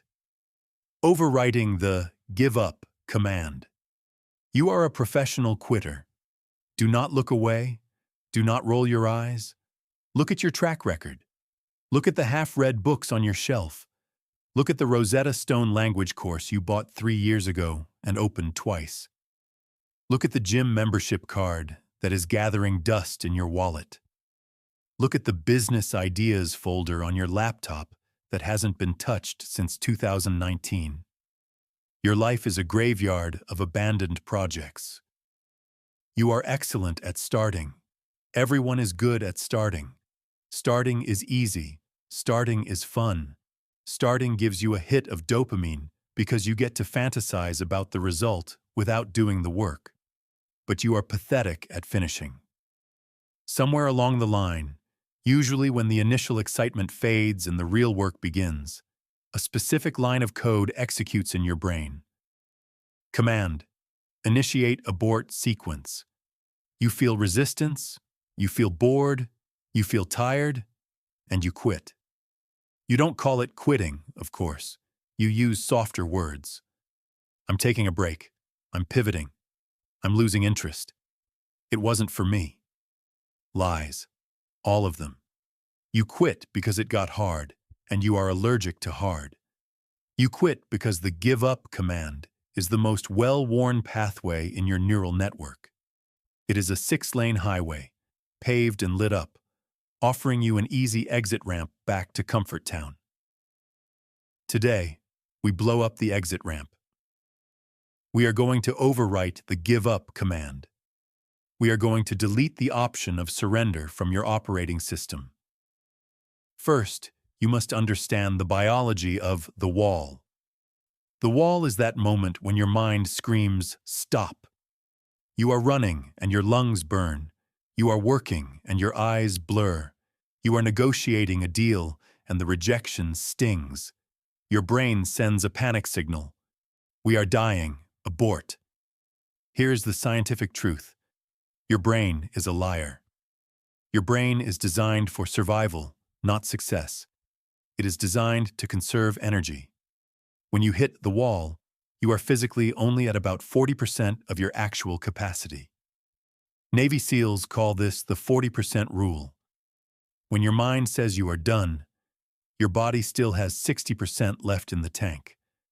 But your brain puts a governor on the engine to save fuel just in case a tiger attacks you later. There are no tigers. You are safe. You are just uncomfortable. The give up command is a safety switch for a danger that doesn't exist. It is a false alarm. Imagine if your fire alarm went off every time you made toast. That is your brain. It screams emergency just because you are slightly stressed. Most people hear the alarm and run out of the building. They quit. The rewritten mind hears the alarm, realizes it's just toast, and keeps cooking. We need to remove the option to quit. The reason you quit is because you can. You have structured your life so that quitting has no consequences. If you quit your diet, nobody goes to jail. If you quit your business idea, nobody dies. If you quit the gym, you just stay fat. You have a plan B. You have a safety net. You have a comfortable job to fall back on. You have your parents' basement to fall back on. Plan B is the assassin of Plan A. As long as you have a way out, you will take it. It is human nature to follow the path of least resistance. If there is a door marked exit and the room gets hot, you will run for the door. To overwrite the code, you must lock the door. You must weld it shut. This is the ancient strategy of burning the boats. When the Vikings or the Romans landed on enemy shores, the commanders would burn their own ships. Why? To send a clear message to the soldiers. There is no way home. We win or we die. When you remove the option of retreat, you fight differently. You fight with a desperate, savage intensity. You fight like a cornered animal. Right now, you are fighting like a tourist. You are fighting like someone who has a return ticket in their pocket. You need to burn your ticket. Tell people about your goal. Make a public declaration. Put your reputation on the line. Invest money you can't afford to lose. Create a scenario where quitting would be so painful, so embarrassing, and so destructive that continuing is actually the easier option. You have to make the pain of quitting greater than the pain of discipline. Now let's talk about the difference between failure and quitting. You confuse these two. You think they are the same thing. They are opposites. Failure is an event. It is a data point. You tried, you missed, you learned. Failure is part of the process. In fact, failure is the tuition you pay for success. Quitting is the end of the process. It is the refusal to learn. It is checking out of the game. You are allowed to fail. You are allowed to fail 1,000 times. You are never allowed to quit. If you try to start a business and it goes bankrupt, that is a failure. If you then say, "Business is too hard, I'm going to get a job," that is quitting. If you say, "Okay, why did it fail? Let me fix the model and try again," that is persistence. The give up command triggers when you interpret failure as final. It whispers, "See? It didn't work. You aren't good enough. Stop trying." You must rewrite this line of code. Old code. If failure, then stop. New code. If failure, then reload. You must become a Terminator. Think about the movie, The Terminator. The robot does not have feelings. It does not get discouraged. It does not feel self-pity. If you shoot off its arm, it keeps coming. If you blow off its legs, it crawls. If you crush it in a hydraulic press, its red eye keeps glowing until the very last microsecond. It has one command: execute mission. It does not have a give-up subroutine. You need to strip the emotion out of your persistence. Stop asking, "Is this working yet?" Stop asking, "Are we there yet?" Stop asking, "Is it worth it?" Those are quitting questions. The only question is, am I dead? If the answer is no, then you keep moving. But I'm tired. Not dead. Keep moving. But I'm out of money. Not dead. Keep moving. But everyone is laughing at me. Not dead. Keep moving. Resilience is not a feeling. Resilience is a physics equation. Force applied, resistance encountered. The give-up command often disguises itself as logic. Your brain will try to reason with you. It will create a PowerPoint presentation on why you should stop. The market is saturated. You don't have the genetics. You need to focus on your mental health. The glitch loves that one. Do not debate with the glitch. Logic is often just fear wearing a tuxedo. History is full of people who were illogical. It was illogical for Edison to try 10,000 times to make a light bulb. A logical person would have quit at attempt number 500. It was illogical for Elon Musk to put his last dollar into SpaceX when rockets were blowing up. A logical person would have saved the money. Greatness is inherently illogical. It defies the average logic of the average mind. If you want to be average, listen to your logic. It will guide you safely to a mediocre life. If you want to be great, you must overwrite logic with faith. Faith in yourself. Faith in the mission. Faith that if you just keep hitting the wall will eventually break. And the wall will break. Physics dictates it. Water cuts through rock not because of its strength, but because of its persistence. Be the water. Drip, drip, drip, day after day, rep after rep. The rock has no choice. It must yield. Let's install the one more protocol. This is the hack to override the give up signal in real time. When you want to quit, you do not think about the finish line. The finish line is too far away. The distance creates anxiety. You shrink the world down to one more. Can you do one more rep? Yes. Can you write one more page? Yes. Can you make one more call? Yes. Just do one. And when that one is done, ask again. Can I do one more? Yes. You trick the brain. You don't tell it you are running a marathon. You tell it you are just taking one step, and then another, and then another. You survive the moment. Most people quit in the valley of the shadow of death. If they had just taken 3 more steps, they would have seen the sunrise. But they quit in the dark. Never quit in the dark. If you are going to quit, force yourself to do it on a good day. But guess what? On a good day, you won't want to quit. So the rule is, you cannot quit when it hurts. You can only quit when you are winning. And when you are winning, why would you quit? Paradox solved. You never quit. We also need to address micro-quitting. This is the subtle version.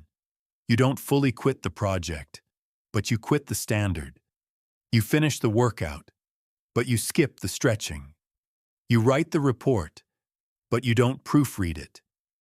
You clean the room, but you shove the junk under the bed. This is the cancer of good enough. Good enough is the little brother of I quit. If you micro-quit on the small things, you will macro-quit on the big things. How you do anything is how you do everything. If you cut corners on the details, you are training your brain to look for exits. Stop cutting corners, finish the rep, touch your chest to the floor. Lock out the arms. Do it right. The give up command is fueled by time perception. You quit because you think it is taking too long. I've been working for 3 months and I'm not rich yet. 3 months? Are you kidding me? You are a tourist. Mastery takes a decade. Wealth takes a lifetime. You are planting an oak tree and getting angry that there is no shade tomorrow morning. You need to adjust your time horizon. Stop thinking in days. Start thinking in decades. If you knew, for a fact, that you would be successful in 10 years, but you had to eat dirt for the first 9 years, would you quit? No. You would eat the dirt with a smile because you knew the outcome was guaranteed. Well, the outcome is guaranteed if you don't quit. The only variable that cancels the guarantee is you stopping. The universe cannot stop a man who doesn't stop. It can slow him down. It can trip him. It can bruise him.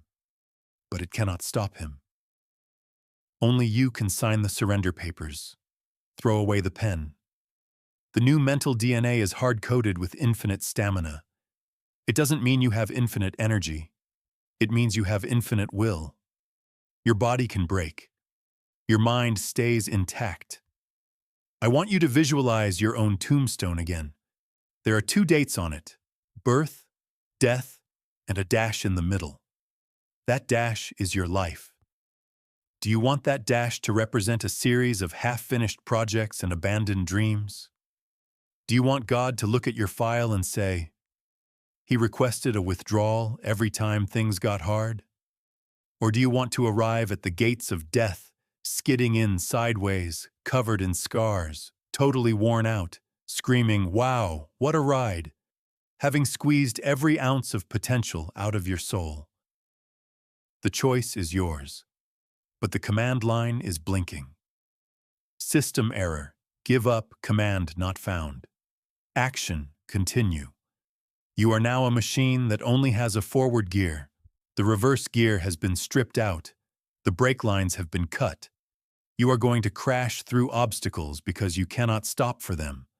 But as you pick up speed, as you gain momentum, as you stop quitting and start executing, you are going to face a new enemy. An enemy that is shinier, louder, and more seductive than failure. It is not an obstacle. It is a diversion.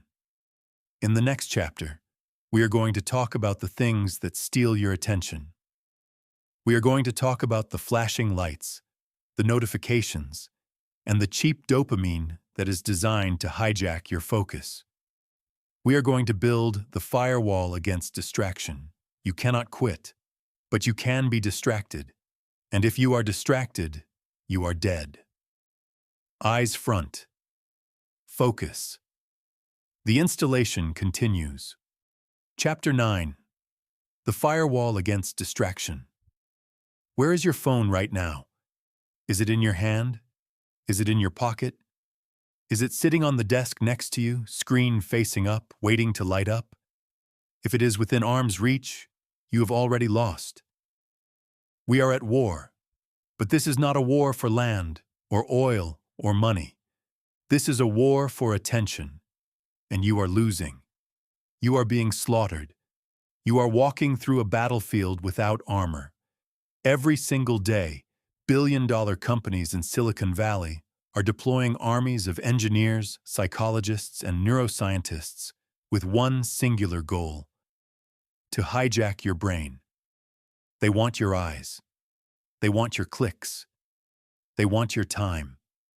And they are getting it. You think you are the customer of Instagram, TikTok, and YouTube. You are not the customer. You are the product. Your attention is the resource they extract, package, and sell to advertisers. You are a digital livestock animal. You are being milked for your focus. And because you are being milked, you are empty.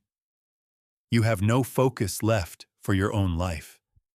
You have no bandwidth left to build your own dreams because you spent it all watching someone else live theirs. It is time to build the firewall. We need to talk about focus as a biological currency. You wake up every morning with a full bank account of attention units. Let's call them focus points. To build a business, you need 100 points. To get in shape, you need 50 points. To learn a language, you need 30 points. But before you even get out of bed, what do? You grab your phone, you scroll through social media, 20 points. You check the news and get angry, 15 points. You answer a pointless email, 10 points. By the time you actually start your work, you are bankrupt. You are running on fumes. You have brain fog. You feel scattered. You feel anxious. This is not an accident. This is a feature of the system you are plugged into. You have destroyed your attention span. Do you remember when you could sit and read a book for 2 hours without stopping? Do you remember when you could watch a movie without checking your phone every 10 minutes? Now you can't even stand in an elevator for 30 seconds without pulling out your device. You can't wait at a red light without scrolling. You are terrified of a single moment of boredom. You have become a dopamine junkie. The notification is your drug. Ding, a text, buzz, a like, ping, an email. Every time that phone makes a noise, your brain releases a tiny hit of dopamine. It feels good. It feels like social connection. It feels like importance. But it is fake. It is empty calories for the soul. You are Pavlov's dog. The bell rings, and you salivate. The phone buzzes, and you react. You are not in control. The machine is in control. If you cannot sit in a room alone for 1 hour and do deep, concentrated work without checking your phone, you are disabled. You are mentally handicapped in the modern economy. Deep work versus shallow work. The economy is dividing into two groups, the focused and the distracted.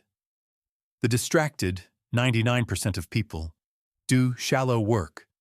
They answer emails, they attend meetings, they multitask, they look busy, but they produce nothing of value. They are easily replaced by AI. The focused 1% of people do deep work. They lock the door. They turn off the phone. They dive into the matrix. They produce code, books, strategies, and art that changes the world. They are irreplaceable. If you want to be rich, if you want to be powerful, you must join the 1%. You must master deep work. But you can't do deep work if your brain is leaking energy. We need to install the Firewall. This is a set of hard rules to block the incoming attacks on your attention. Rule 1. The phone is the enemy. Your smartphone is the most dangerous weapon ever created against your potential. It is a slot machine in your pocket. When you are working, the phone must be in another room. Not on silent, not on vibrate, in another room. Why? Because studies show that the mere presence of a smartphone on the desk, even if it is off, reduces your cognitive capacity by 20%. Your brain is subconsciously monitoring it, waiting for it to wake up. Ban it from the workspace. If you use your phone for work, you are lying to yourself. You use it for 5% work and 95% distraction. Use a desktop computer. Rule 2. Notification 0. Go into your settings. Turn off every single notification, except for phone calls and maybe text messages from your immediate family. Instagram, off. Email, off. News, off. Games, off. You do not need to know that user 123 liked your photo right now. You do not need to know that breaking news, something bad happened. You are letting the world interrupt you. When you leave notifications on, you are giving every random person on Earth permission to tap you on the shoulder and break your concentration. Reclaim your sovereignty. You check the apps when you decide, not when they buzz. Rule 3. Monochrome mode. Your phone screen is designed to be addictive. The colors are bright. The red badges are designed to trigger urgency. The icons look like candy. Go to accessibility settings. Turn your phone to grayscale, black and white. Suddenly, Instagram looks boring. TikTok looks dull. When you remove the color, you remove the emotional trigger. The phone becomes a tool again, not a toy. Rule 4. The pornography firewall. We have to talk about this. For many of you, especially the men, this is the ultimate distraction.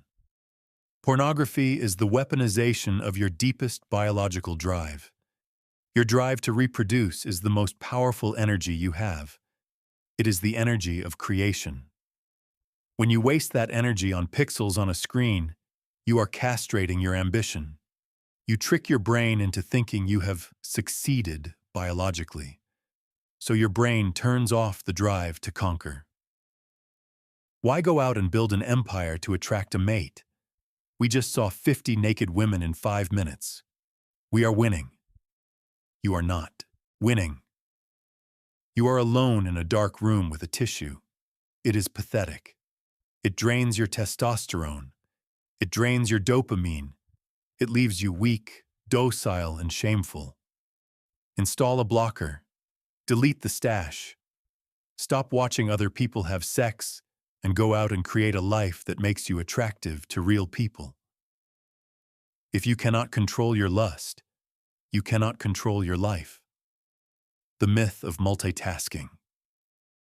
You think you are good at multitasking. You think you can listen to a podcast, answer emails, and write a report at the same time. You are delusional. The human brain cannot multitask. It can only context switch. Every time you switch from task A to task B, there is a switching cost.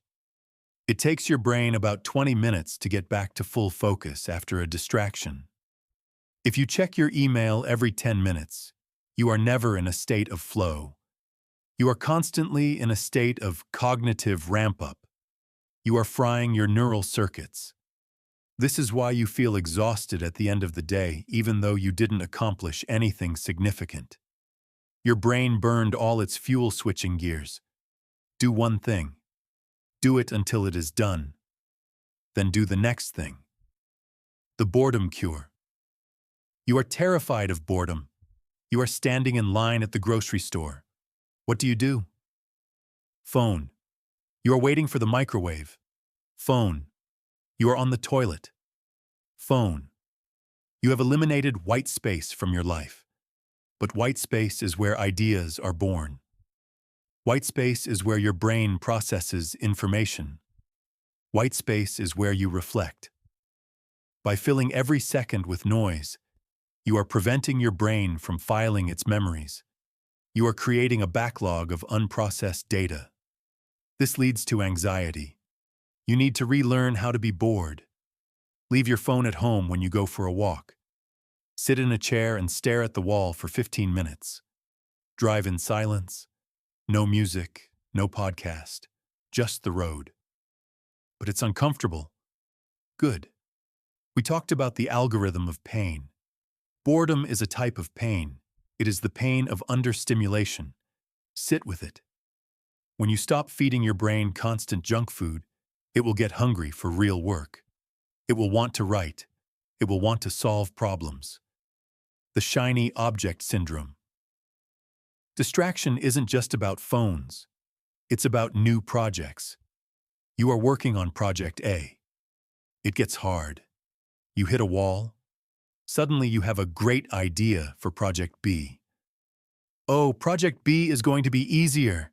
It's going to be the next big thing. So you abandon Project A, half finished, and start Project B. Then Project B gets hard. And here comes Project C. This is shiny object syndrome. It is a distraction disguised as opportunity. It is the amateur's disease. The pro knows that every project has a suck phase. The pro pushes through the suck phase. The amateur jumps ship. You are digging for gold. You dig 10 feet. Find nothing. You move 10 feet to the left. Dig again. Find nothing. If you had just stayed in the first hole and dug 20 feet deeper, you would be rich. The firewall must block new ideas while you are executing the current one. Keep an idea notebook.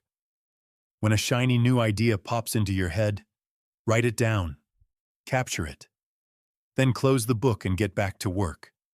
Do not act on it. Do not research it. Just store it.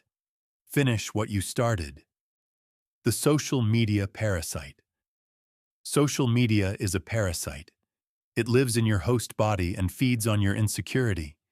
It makes you compare your behind the scenes with everyone else's highlight reel.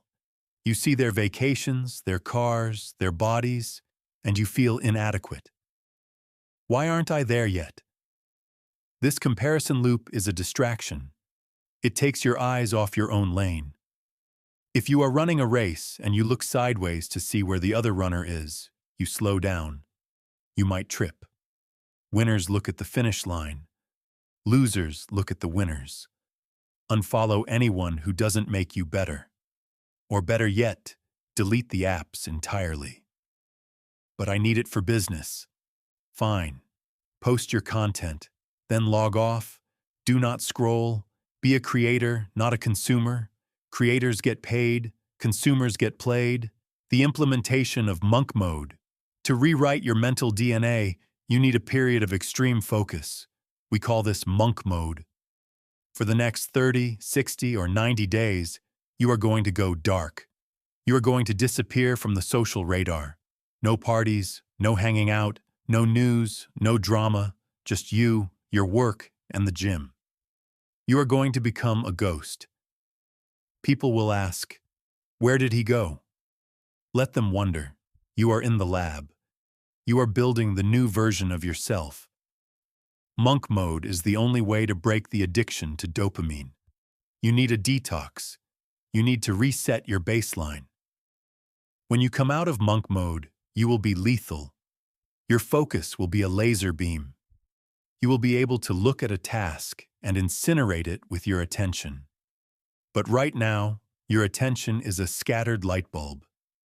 It illuminates everything weakly and burns nothing. Turn the light bulb into a laser.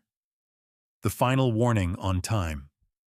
Every time you get distracted, you are burning a piece of your life that you will never get back. You scrolled TikTok for 2 hours last night? Congratulations, you just took 2 hours of your limited existence and flushed it down the toilet. You will never see those 2 hours again. You are closer to death, and you have nothing to show for it but a numb brain and sore thumbs. It is suicide on the installment plan. Wake up. The world is trying to keep you stupid. The world is trying to keep you poor. The world is trying to keep you distracted so you don't realize how powerful you could be. The firewall is your defense. If you let the virus in, it will corrupt the system, block the signal, cut the noise. There is a silence waiting for you on the other side of the firewall. In that silence, you will hear your own voice for the first time in years, and that voice will tell you what to do. But once you have the focus, once you have the silence, you are going to encounter a new problem. You are going to feel emotions you have been suppressing. You are going to feel anger. You are going to feel frustration. You are going to feel the urge to react to people who annoy you. Focus is useless if you lose your temper. Focus is useless if you are an emotional child. In the next chapter, we are going to upgrade your processing unit. We are going to teach you how to control the animal inside. We are going to talk about installing Emotional Intelligence 2.0. The firewall is active. Now stabilize the core. Chapter 10. Installing Emotional Intelligence. You are an emotional toddler. I don't care how old you are. I don't care how much money you make. If you cannot control your temper, if you crumble under criticism, or if you let a rude comment ruin your entire day, you are a child. You are walking around in an adult's body, wearing adult clothes, but inside, you are a 3-year-old screaming because you dropped your ice cream. It is embarrassing. We are going to talk about emotional intelligence, but not the soft, fluffy version you hear about in HR seminars. We are not talking about empathy circles or sharing your feelings. We are talking about tactical emotional control. We are talking about the ability to remain ice cold while the world burns around you. We are talking about the ability to kill your ego so you can win the war. Right now, you are a puppet, and everyone else holds the strings. Think about how easy it is to control you. If I want to make you angry, I just have to insult you. Pull string. You get angry. If I want to make you happy, I just have to compliment you. Pull string. You smile. If I want to make you insecure, I just have to ignore you. Pull string. You panic. You are a slave to external stimuli. You have zero sovereignty over your own internal state. You are a leaf blowing in the wind, going wherever the gust takes you. A man who can be provoked is a man who can be controlled. If a stranger in traffic cuts you off, and you spend the next 20 minutes screaming, hitting the steering wheel, and ruining your own blood pressure, that stranger owns you. He is living in your head rent-free. He has moved on with his day, but you are still stewing in your own cortisol. Who is the loser in that scenario? You are. We are going to uninstall this reactive software. It is primitive. It is the fight-or-flight response of a caveman. It was useful when we were running from saber-toothed tigers. It is useless in a boardroom. It is useless in a relationship. We are installing Emotional Intelligence 2.0. The core of this new operating system is the gap. Viktor Frankl, a man who survived the Nazi concentration camps, said it best. Between stimulus and response, there is a space. In that space is our power to choose our response. Right now, you have no space. Stimulus, response. Someone yells, you yell back. Something breaks, you curse. You are a robot, a predictable, broken robot. The upgrade requires you to widen the gap. You must insert a pause. When the trigger happens, when the insult lands, when the deal falls through, when the girlfriend nags, you do not react. You freeze time. You take one breath. And in that breath, you ask a single, cold, logical question. What is the most advantageous move right now? Is screaming advantageous? No. It makes you look weak. Is pouting advantageous? No. It makes you look pathetic. Is panic advantageous? No. It paralyzes you. The advantageous move is almost always silence, analysis, and strategic action. Let's talk about the power of silence. You talk too much, especially when you are emotional. When you are nervous, you ramble. When you are angry, you shout. You vomit your internal state all over the room. You think that by yelling, you are showing dominance. You are wrong. Yelling is a sign of helplessness. A man who yells is a man who has lost control of the situation and is trying to regain it with volume. True power is silent. True power is calm. Think about the scariest person in a movie. Is it the guy screaming and waving a gun? Or is it the guy sitting quietly in the chair, sipping tea, staring right through you? The quiet guy is the killer. The quiet guy is the boss. When you are silent, you become a blank canvas. People project their own fears onto you. They don't know what you are thinking. They don't know your next move. You become unpredictable. And in war, unpredictability is a weapon. Emotional Intelligence 2.0 demands that you master the poker face. If you get bad news, your face does not move. If you get good news, your face does not move. You are a stone wall. Why? Because if you show your cards, the world will bluff you. If people know what hurts you, they will hurt you. If people know what you want, they will charge you double for it. Keep your emotions in the vault. Only show what is strategically necessary. Now, we must address the ego trap. Your ego is the single biggest liability you have. It is the security guard of your personality, but it is a terrible guard. It shoots at everything. You take everything personally. He didn't respect me. She looked at me the wrong way. They didn't invite me. Who cares? Do you think a lion cares if a sheep bleats at it? Do you think a lion feels disrespected by a gazelle? No. The lion eats the gazelle or it ignores the gazelle. It does not argue with the gazelle. You are arguing with gazelles. You are wrestling with pigs in the mud. And as the saying goes, never wrestle with a pig. You both get dirty, and the pig likes it. When you get offended, you are lowering yourself to the level of the offender. You are saying, your opinion of me matters. The new code says, your opinion is irrelevant. If someone insults you, and it is true, accept it and fix it. If someone insults you and it is false, ignore it. It is just noise. There is no scenario where getting offended helps you win. But I have to defend my honor. No, you don't.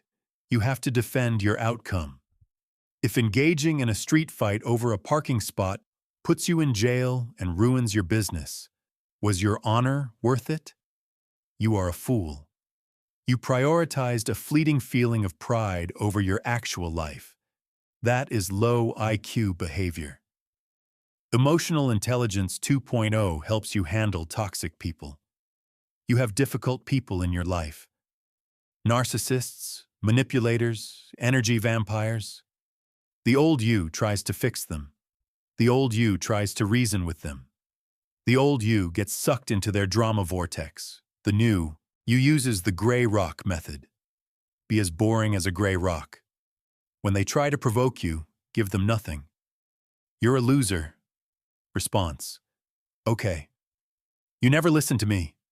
Response. I hear you. Monotone. Boring, unreactive. Toxic people feed on reaction. They need your drama to sustain their own chaotic existence.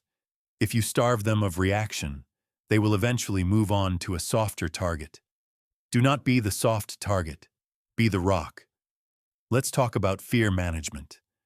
You think courage means having no fear. That is a lie. Only psychopaths have no fear. Courage is having fear and acting anyway. The old you treats fear as a stop sign. I'm afraid to make the call. Stop. I'm afraid to ask for the raise. Stop. The new you treats fear as a compass. I'm afraid to do X. That means I must do X. Fear indicates importance. You are not afraid of eating a sandwich. You are afraid of things that matter, things that challenge your identity, things that push your growth. If you are not feeling fear regularly, you are playing too small. You are in the comfort zone, which we already established is the kill zone. When you feel that pit in your stomach, that tightness in your chest, acknowledge it. Hello, fear. I see you. You are just biochemistry. You are just adrenaline. Then, step forward. The moment you take action, the fear dissolves. Fear only lives in the anticipation.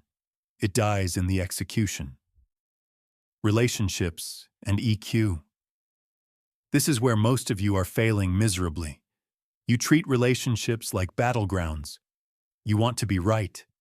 You have an argument with your partner. You bring up the past. You use absolute words like you always or you never. You attack their character. You win the argument.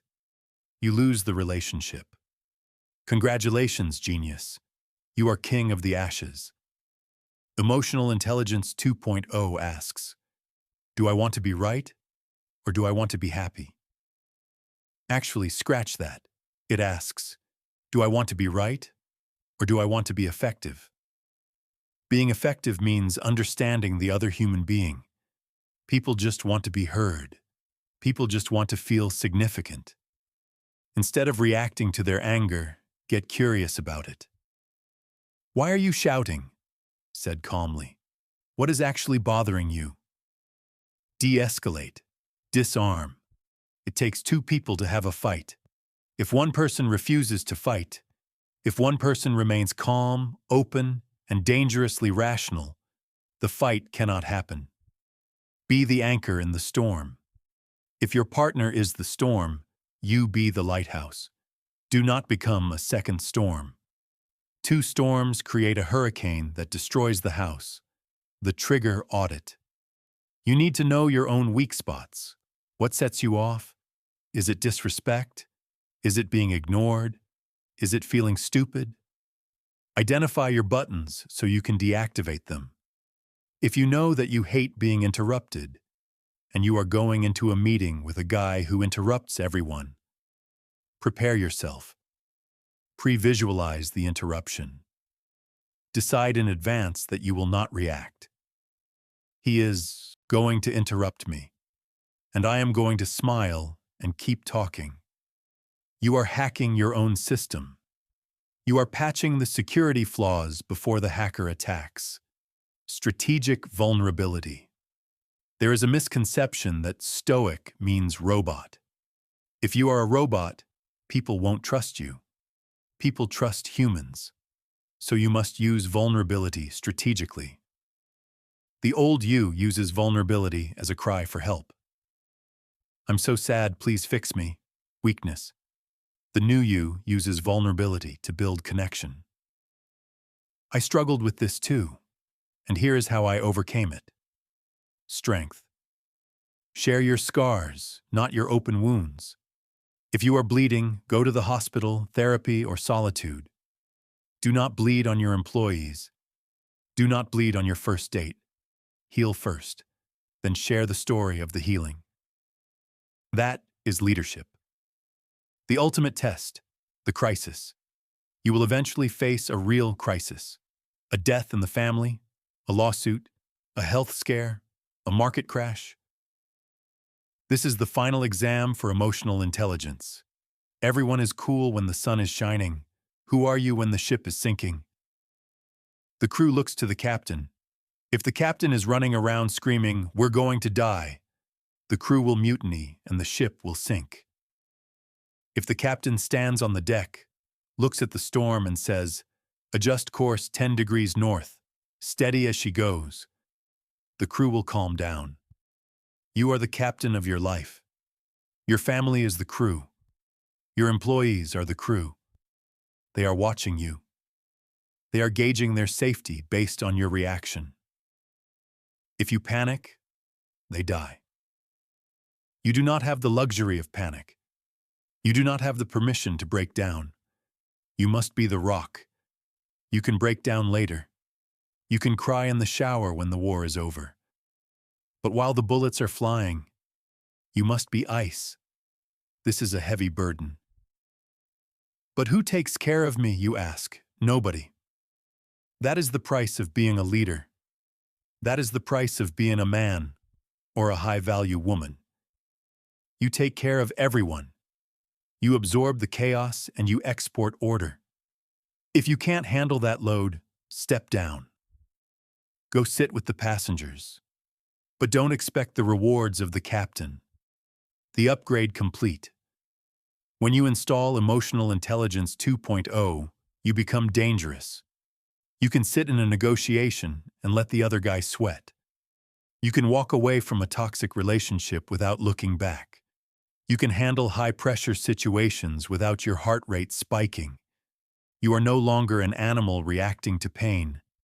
You are a sovereign entity executing a will. The glitch will try to fight back. You will feel the urge to scream. You will feel the urge to cry.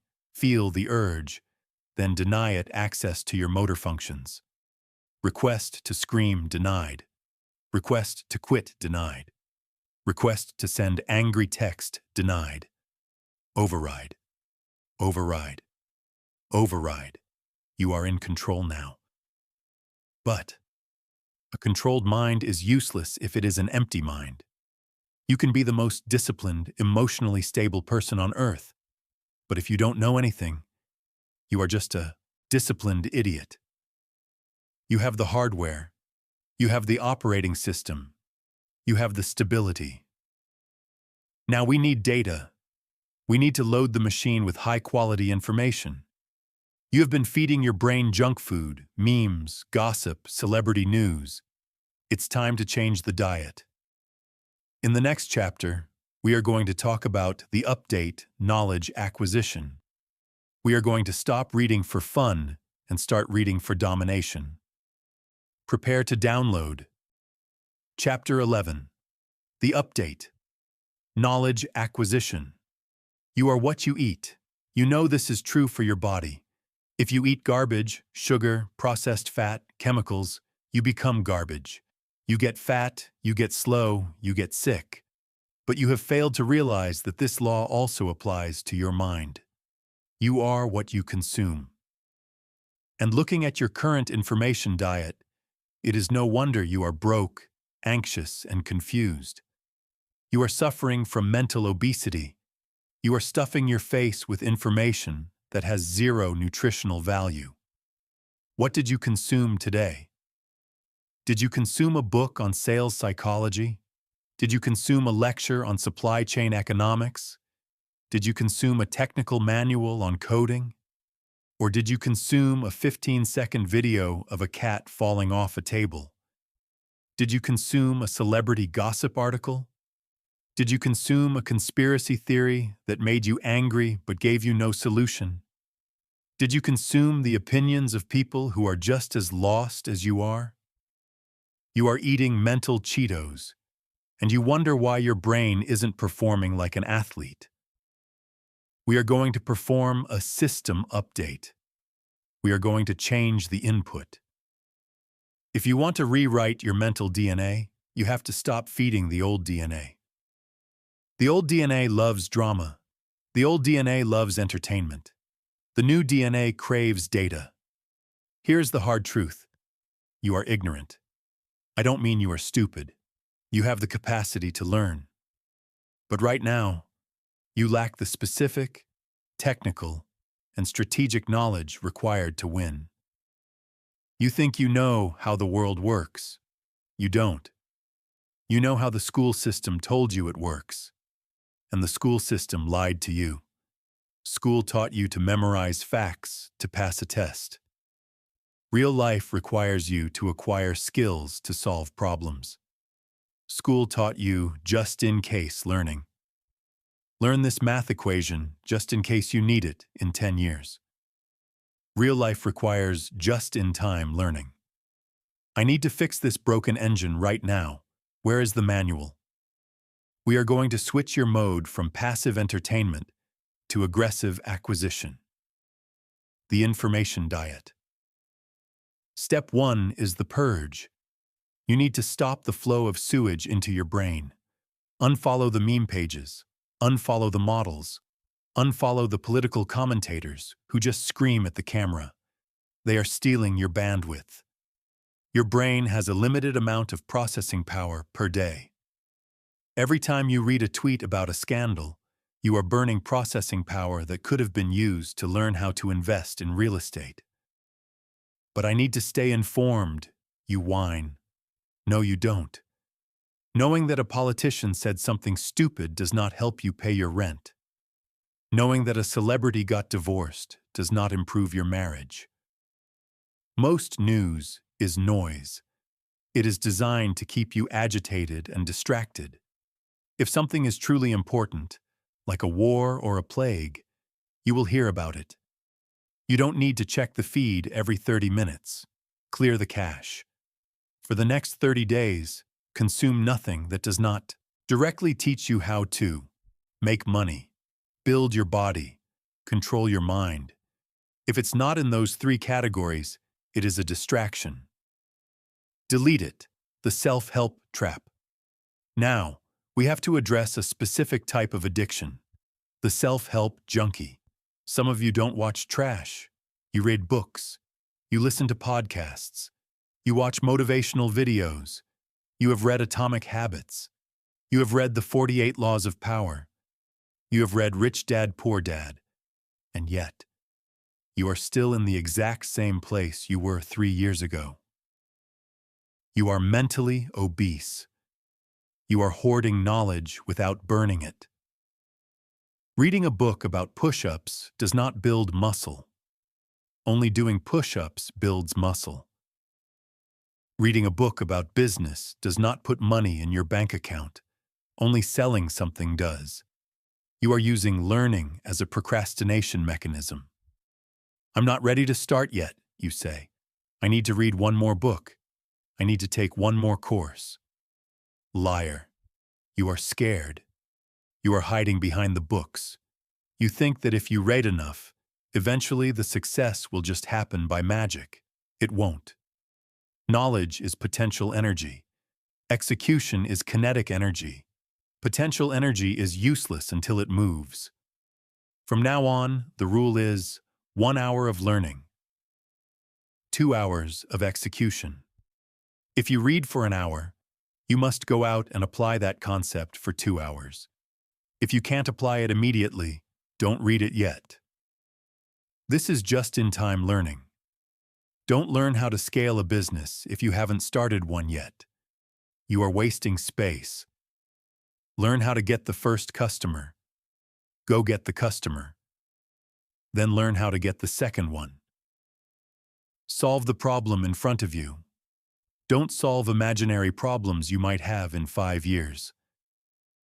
Skill stacking. The market does not pay for effort. The market pays for scarcity.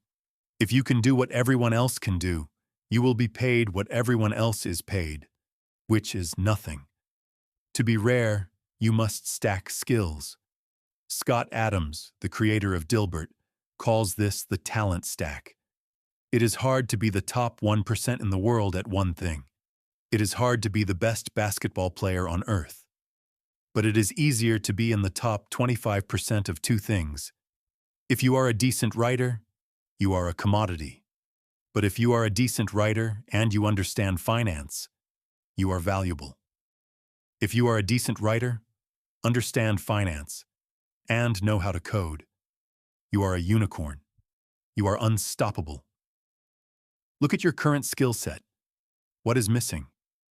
If you are good at the technical stuff, coding, editing, building, but you are broke, you are missing sales. You need to learn how to sell.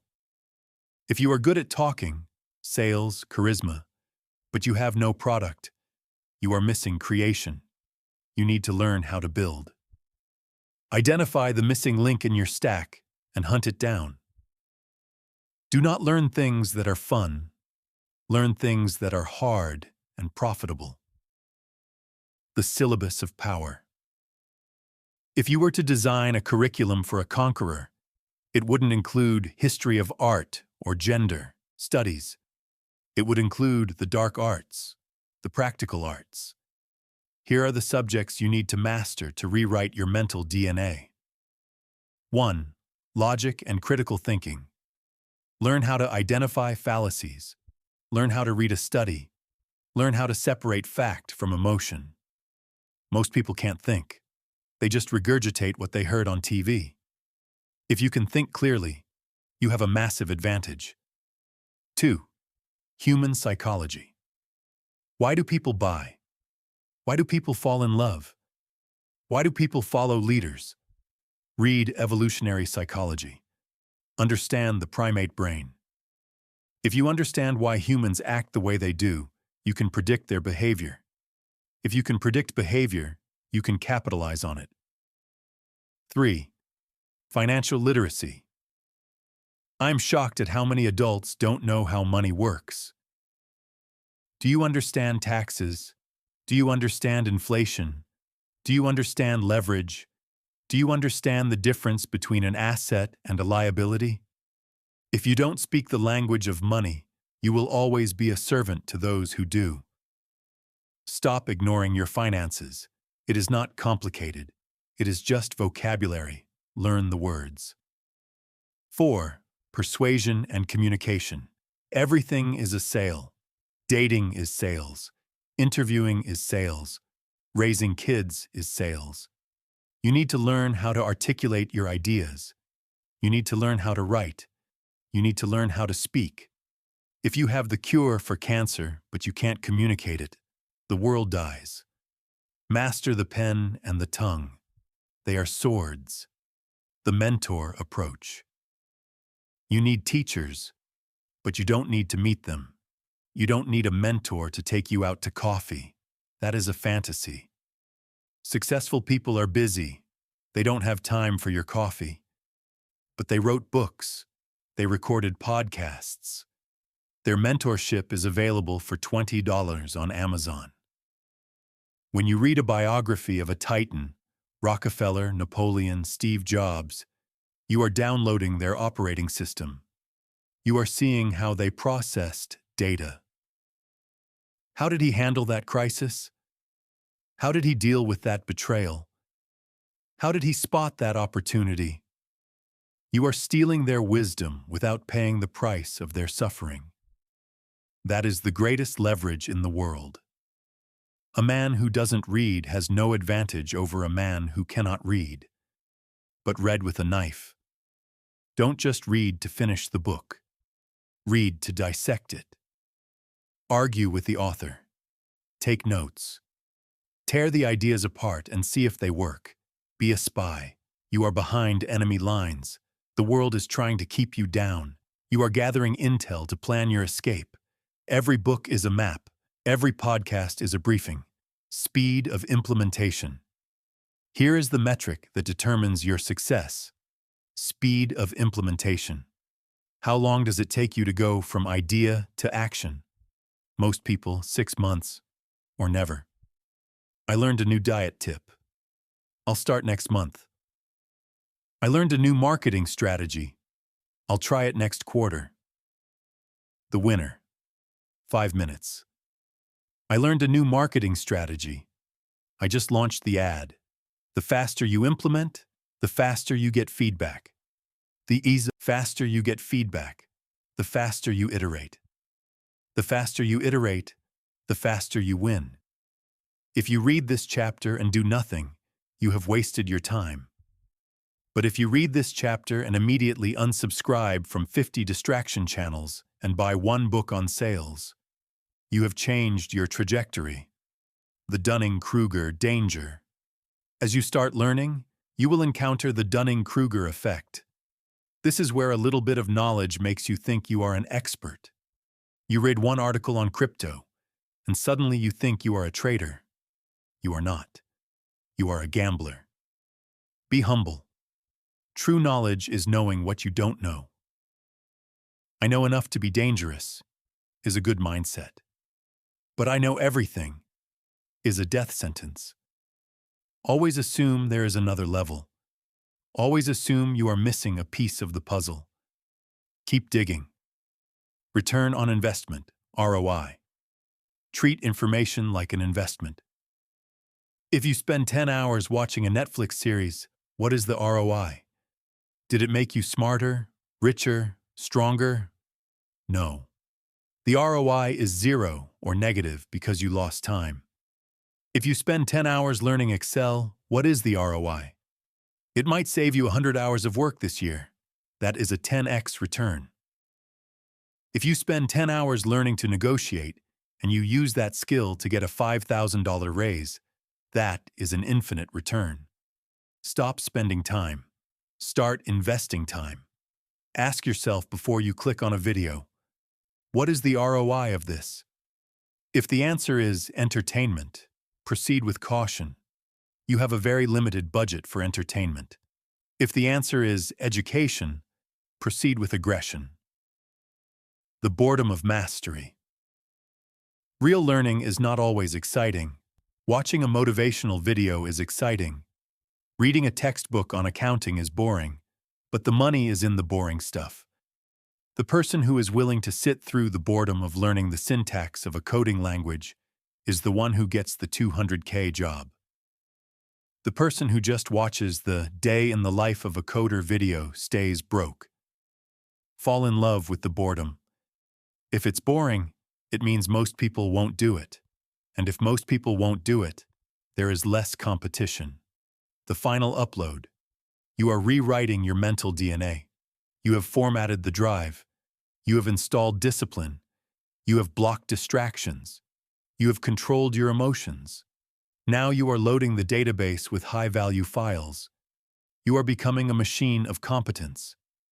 When you speak, you will speak with authority because you actually know what you are talking about. Confidence comes from competence. You don't need to fake it till you make it. You can just make it because you learned how to make it. But there is a catch. You can read all the manuals. You can study all the maps. You can memorize all the techniques.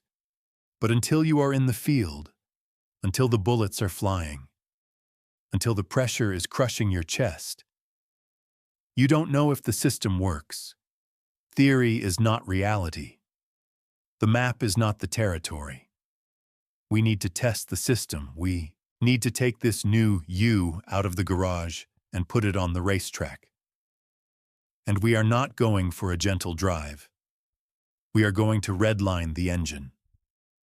In the next chapter, we are going to look at stress testing the system. We are going to actively seek out pressure to see if you break. Because if you break, we need to know now. Put down the book. The exam is starting. Chapter 12. Stress testing the system. So, you think you are fixed. You have listened to 11 chapters. You have nodded your head. You have deleted some apps. You have told yourself, yes, this makes sense. I am a new person now. You are a liar. You are not a new person yet. You are just the old person with a new vocabulary. You are a paper tiger. You look fierce from a distance, but if I struck a match, you would burn to ash in seconds. You have engaged in theory. Theory is safe. Theory is clean. In theory, you are disciplined. In theory, you are emotionally intelligent. In theory, you are a savage. But we do not live in theory. We live in reality. And reality is messy, chaotic, and violent. It is time to take this new operating system out of the simulator and fly it into a hurricane. We are going to talk about stress testing. In engineering, when you build a bridge, you do not just open it to traffic and hope for the best. You stress test it. You drive heavy trucks onto it. You simulate earthquakes. You simulate high winds.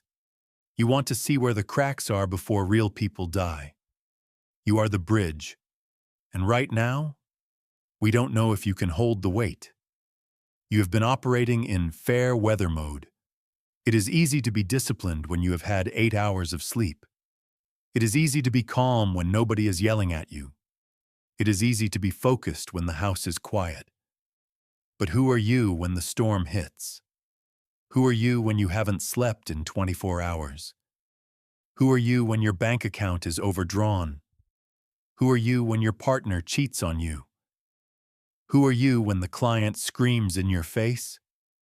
That is the only version of you that matters. The fair weather you is a useless metric. Anyone can hold the helm when the sea is calm. The captain earns his stripes in the storm. We need to manufacture a storm. If you wait for life to test you, you will fail. Life's tests are pop quizzes. They happen when you are least prepared. We need to run fire drills. We need to deliberately overload your system to see which circuits blow out. The engineering mindset. You need to look at yourself as a prototype. Prototypes are designed to fail. When SpaceX builds a new rocket, they expect it to explode. They want it to explode on the test pad so it doesn't explode with astronauts inside. You need to expose your own bugs. Most people spend their lives hiding their flaws. They structure their lives to avoid pressure. They avoid public speaking because they are bad at it. They avoid confrontation because they are weak. They are protecting a defective product. You must do the opposite. You must hunt for the failure point. I think I am patient. Okay, let's test it. Go sit in the DMV for 4 hours without your phone. See if you are still patient. I think I am tough. Okay, let's test it. Go for a run in the pouring rain at 3:00 a.m. See if you are still tough. If you break, good. Now we have data. Now we know where the weak link is. System failure at boredom.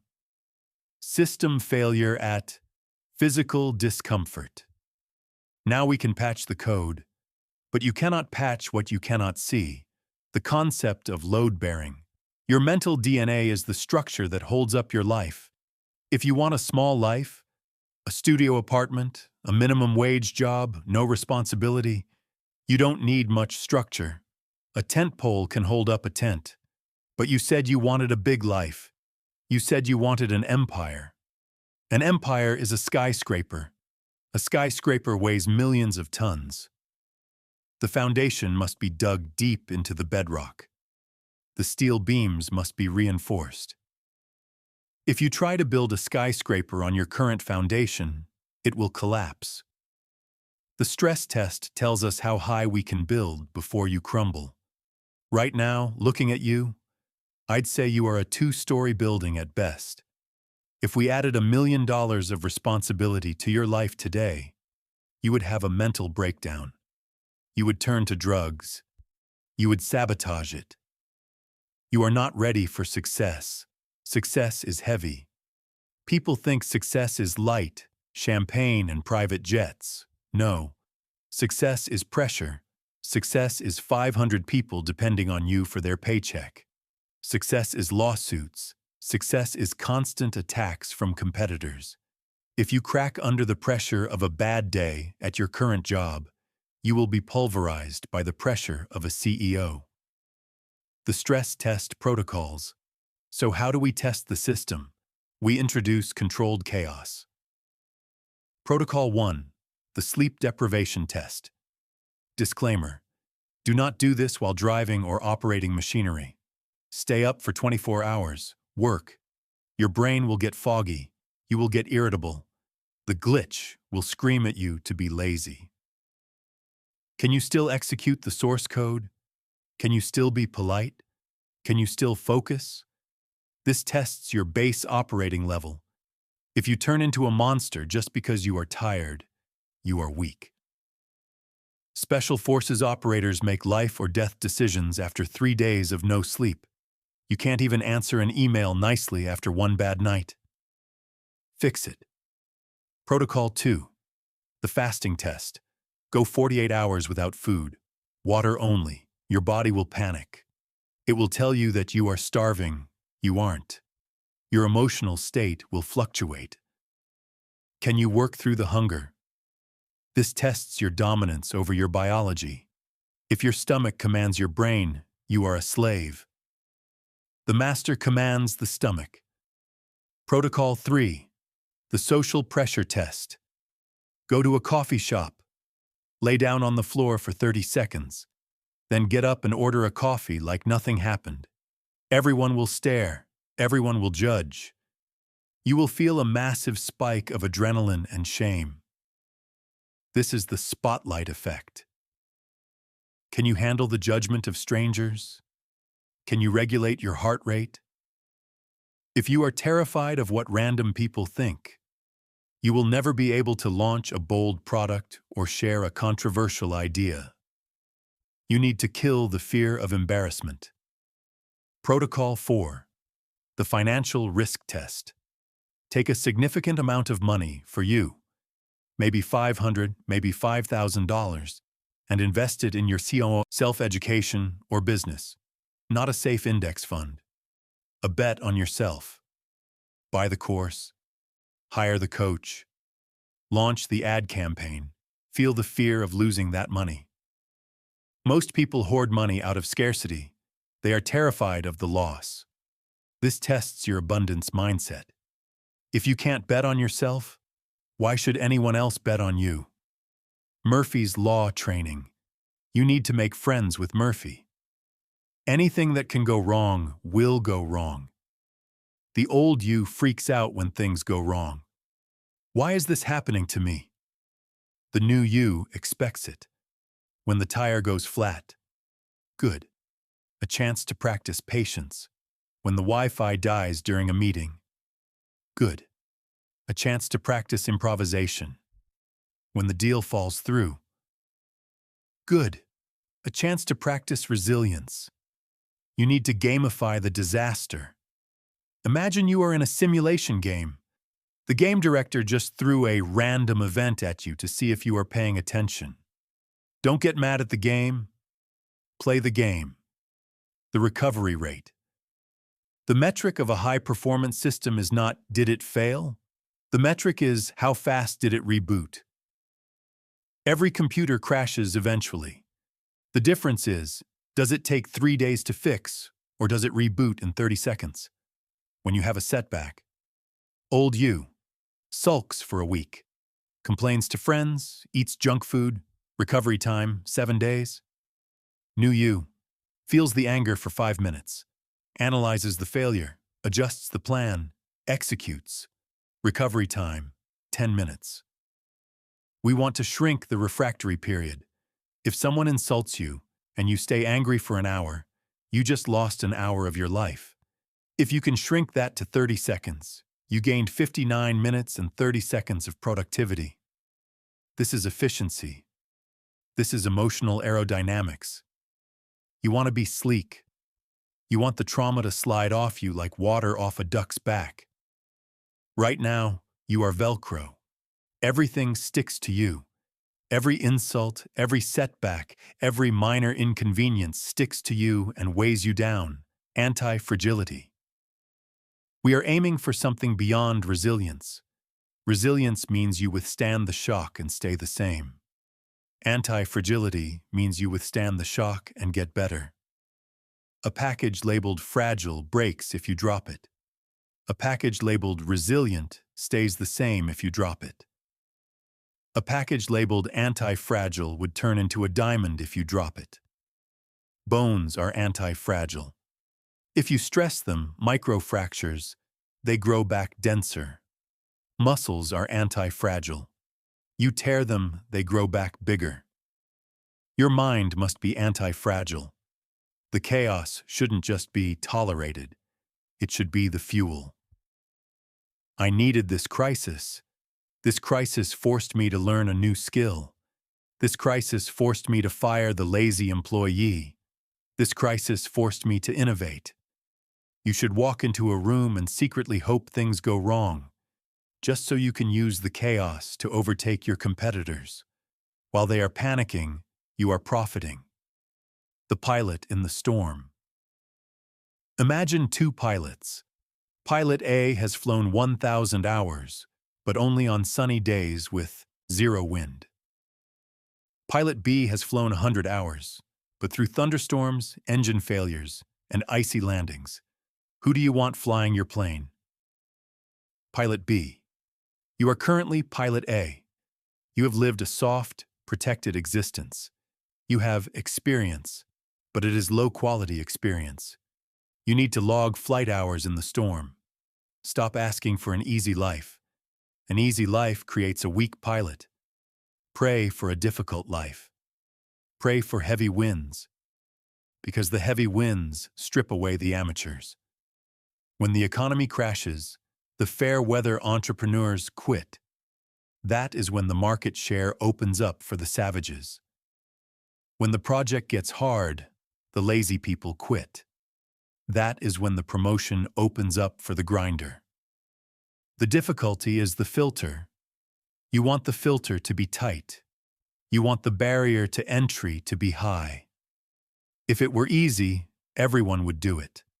And you don't want to be everyone. The imminent crash. I am going to predict your future. You are going to start this journey. You are going to be disciplined for a few weeks. You are going to feel great. And then, you are going to crash. It is inevitable. The old glitch is going to find a back door. You will have a moment of weakness. You will binge. You will skip the gym. You will lash out. And in that moment, the stress test is active. The devil is watching. He is waiting for you to say, "See, I knew I couldn't do it. I knew I was a failure." That is the trap. The test is not, did you fall? The test is, did you stay down? If you fall and you lay there crying, you fail the test. If you fall and you immediately bounce up, look at the camera and say, "Is that all you got?" You pass the test. You need to develop a short memory for failure and a long memory for lessons. Forget the emotion of the failure immediately.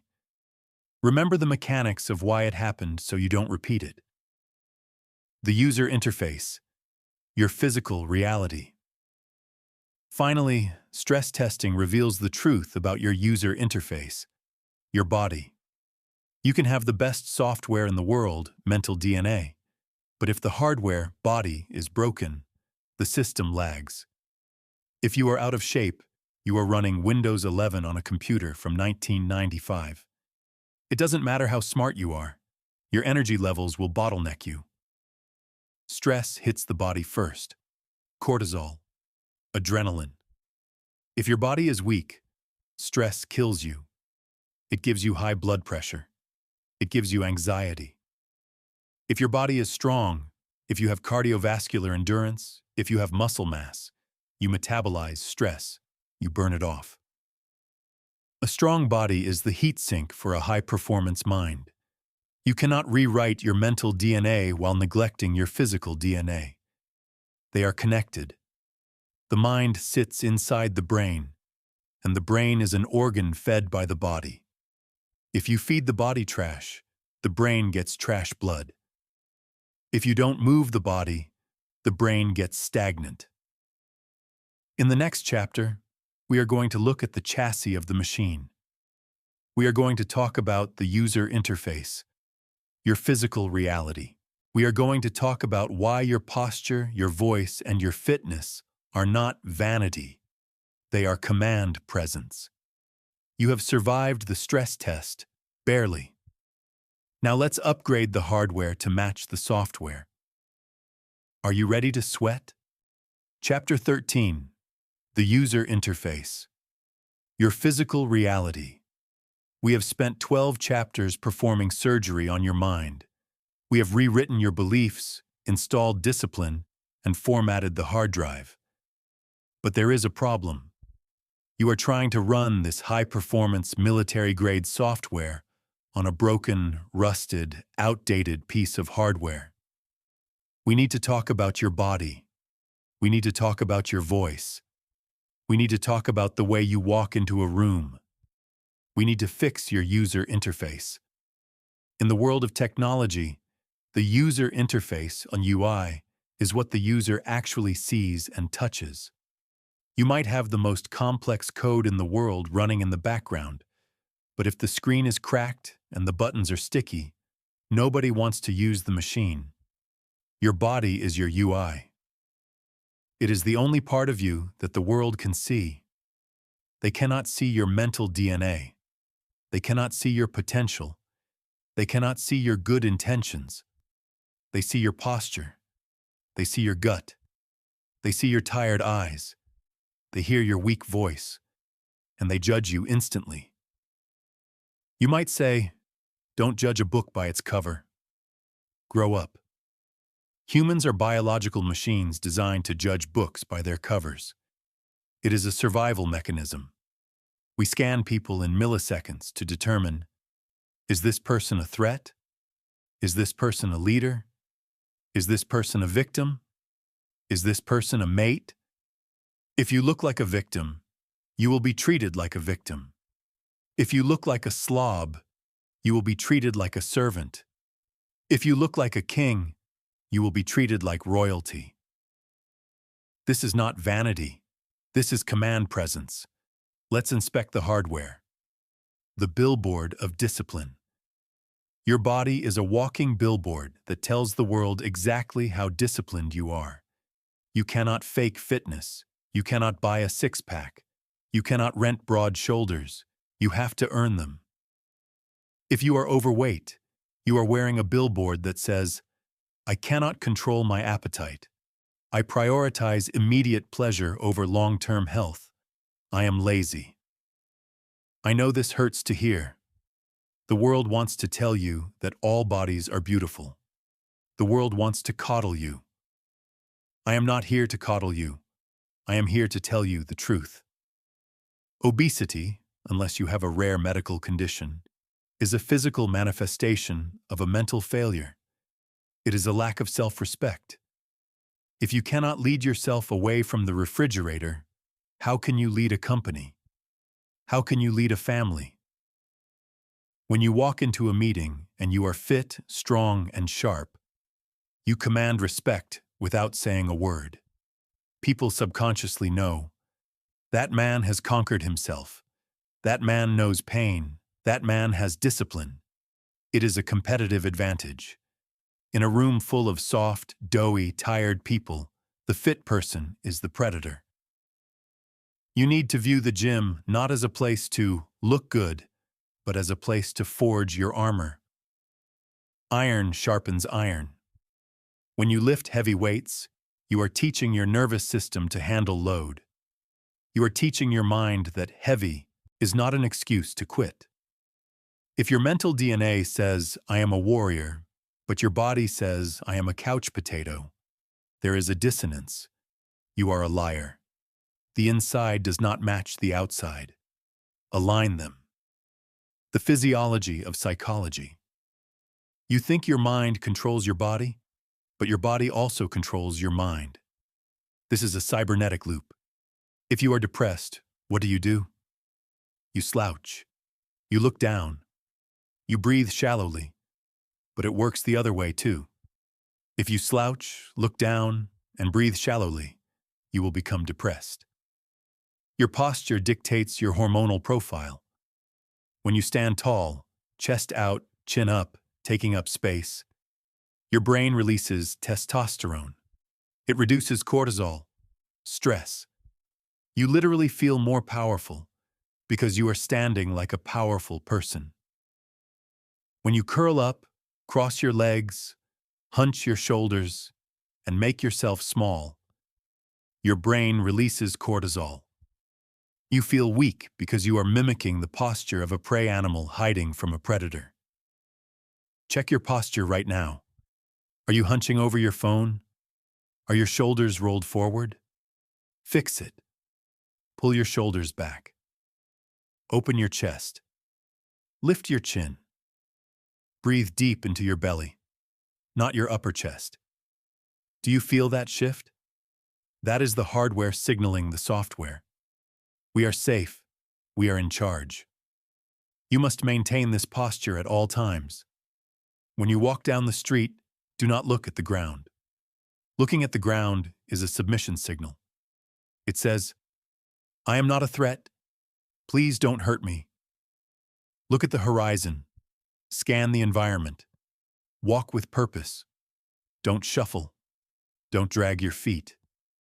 Walk as if you are going somewhere important, even if you are just going to the bathroom. People move out of the way for a man on a mission. People bump into a man who is wandering. The power of the voice. Your voice is your primary tool of influence. Most of you have weak, nasal, uncertain voices. You sound like teenagers. Error 1. Upspeak. This is the virus of ending every sentence with a rising inflection, like you're asking a question, even when you're stating a fact. Stop it. It makes you sound unsure. It makes you sound like you are begging for validation. I'm the manager here versus I am the manager here. Speak in periods. Speak in exclamation marks. Do not speak in question marks unless you are actually asking a question. Drop your intonation at the end of the sentence. It signals finality. It signals authority. Error 2. Filler words. Like, you know. These are pauses where your brain is buffering. But to the listener, they sound like incompetence. Silence is better than, If you need to think, just pause. A confident pause is powerful. It creates tension. It forces people to lean in. Breaks the tension and makes you look stupid. Train yourself to embrace the silence. Error 3. Volume and projection. You mumble. You speak from your throat. Speak from your diaphragm. Your voice should vibrate in your chest, not your nose. When you speak, imagine your voice is a physical object that needs to hit the wall on the other side of the room. Do not shout. Project. A king does not shout. A king speaks quietly, but with such resonance that everyone stops to listen. The eyes, the windows to dominance. Eye contact is a battle for the soul. When you meet someone, do you look them in the eye, or do you look away? The person who looks away first is the submissive one. Note: you don't need to stare like a psychopath, but you must hold the gaze long enough to register the color of their eyes. When you are speaking, look at them. When they are speaking, look at them. Do not look at your phone. Do not look at the clock. Do not look over their shoulder to see if someone more important is coming. Focus is respect. Focus is power. If you can hold strong eye contact during a negotiation or a conflict, you win. The other person will feel your intensity. They will feel that you are not hiding anything. Liars look away. Cowards look away. You are neither. Grooming and details. But I don't care about fashion. I'm a rugged individualist. Shut up. You are lazy. If your clothes are wrinkled, if your shoes are dirty, if your fingernails are long, if your hair is a mess, it signals a lack of attention to detail. How you do anything is how you do everything. If you can't be bothered to iron your shirt, Why should I trust you to manage my money? Why should I trust you to run my project? If you neglect the small details of your appearance, you will neglect the small details of your business. You don't need expensive clothes. You don't need a Gucci belt. You need clean clothes that fit. You need to smell like soap, not like sweat and desperation. You need to look deliberate. When you wake up in the morning, dress for the role you want, not the role you have. If you dress like a slob, you will think like a slob. If you dress like a professional, you will think like a professional. It is the uniform effect. Put on the uniform of the warrior, and you will feel ready for war. The handshake. It sounds cliché, but the handshake is the first data transfer between two humans. A limp handshake feels like holding a dead fish. It is disgusting. It signals weakness and lack of vitality. A crushing handshake signals insecurity and overcompensation. The perfect handshake. Firm, dry, web to web, the skin between your thumb and index finger should touch theirs. Eye contact. 1 or 2 pumps. Release. It says, I am here. I am solid. I am a threat if I need to be. But I am an ally right now. Energy management. Your hardware has a battery. You cannot run high-intensity mental software if your battery is at 10%. Most of you are exhausted all the time. You rely on caffeine to wake up and alcohol to fall asleep. You are chemically looping your system. You need to optimize your sleep.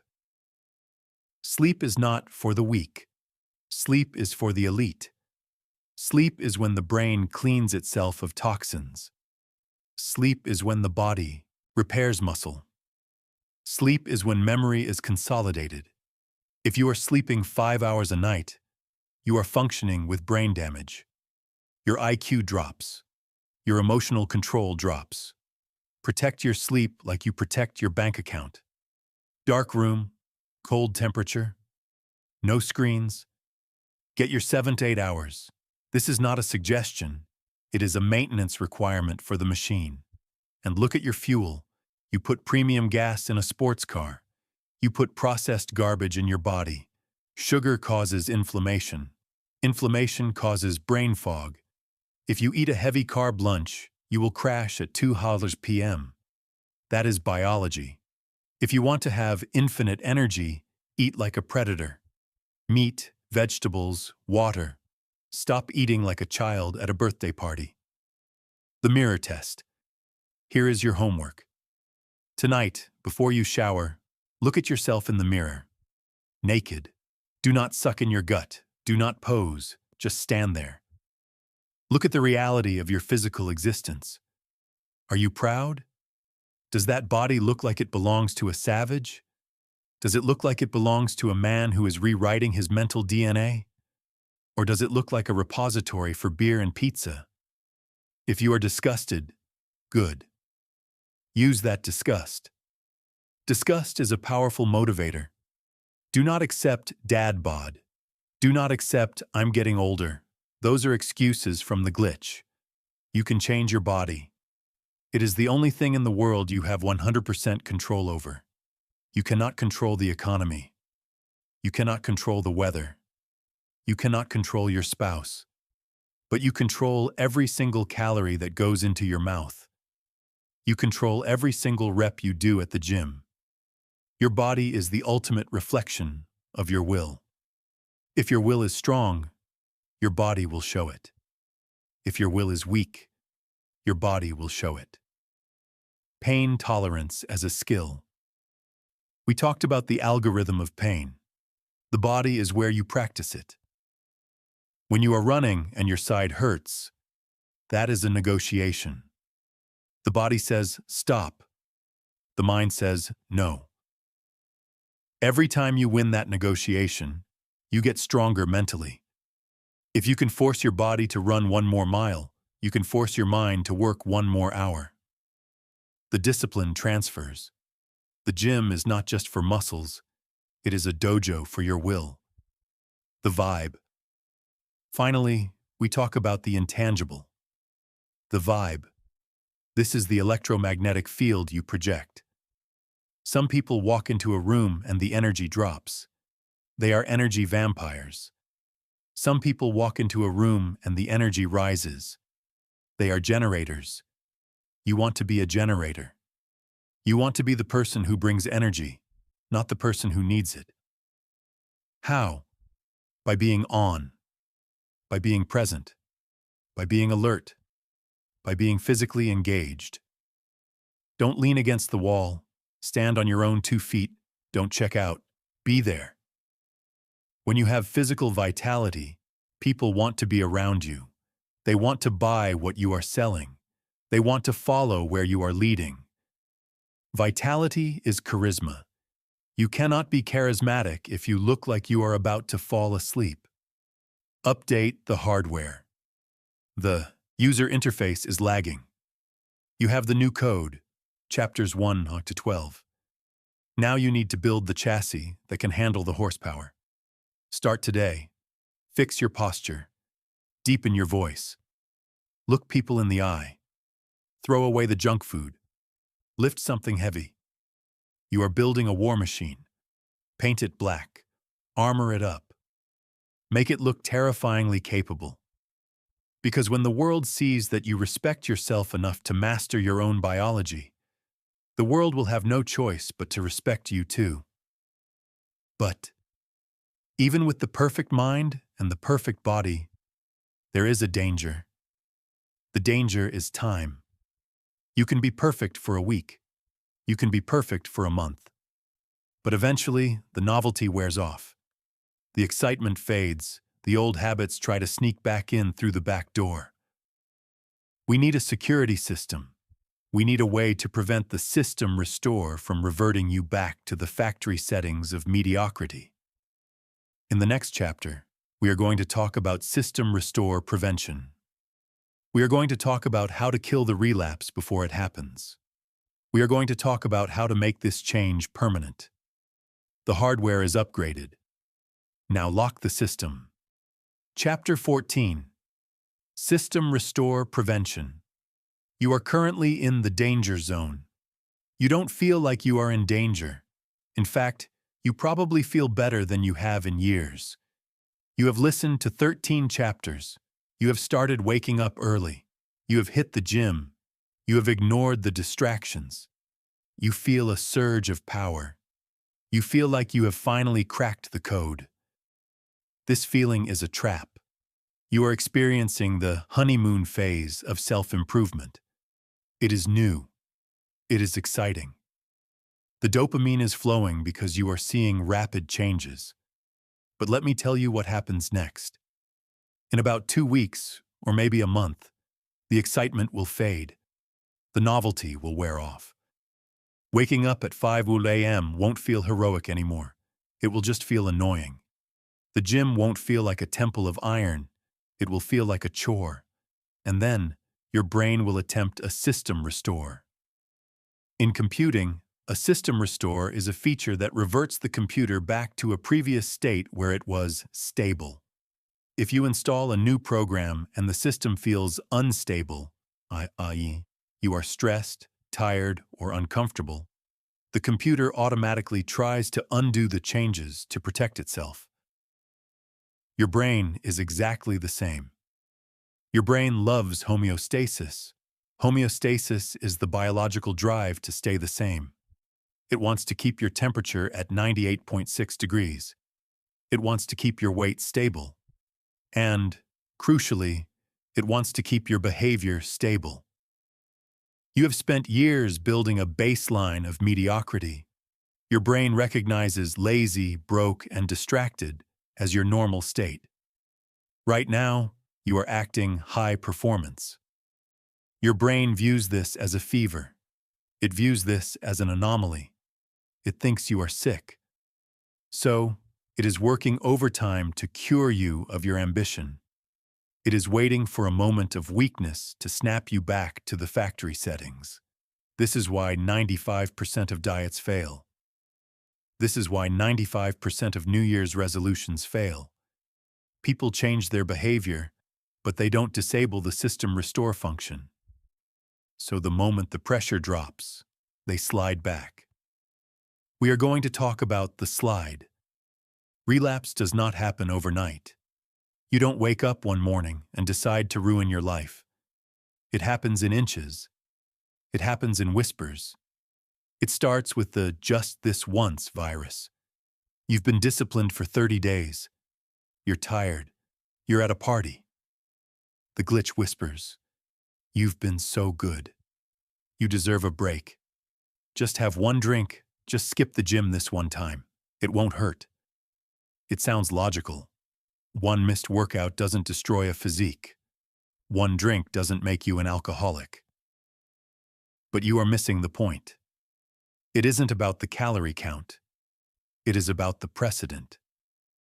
When you say yes to "just this once," you have cracked the door open. You have signaled to your brain that your standards are negotiable. And once the door is cracked, the floodwaters rush in. Just this once becomes just for the weekend. Just for the weekend becomes I'll start again next month. Next month becomes next year. And suddenly, you are back on the couch, eating the same garbage, scrolling the same feed, wondering what happened to the new you. The new you died because you allowed a breach in the hull. To prevent system restore, you must adopt a policy of zero tolerance. You cannot negotiate with terrorists, and you cannot negotiate with your old habits. If you give an inch, they take a mile. You must build the watchtower. You need a system of constant surveillance on your own behavior. You cannot trust your feelings. You can only trust data. You need a daily audit. Every single night, before your head hits the pillow, you must review the flight data. Did I hit my targets? Did I execute the code? Did I slip? If you slip, you must catch it that same day. Most people slip, and then they avoid looking at the damage. They stop weighing themselves because they know they gained weight. They stop looking at their bank account because they know they overspent. This is the ostrich strategy. Sticking your head in the sand. It is a death sentence. If you slip, you must stare at it. I messed up. I was weak at 4 p.m. Why?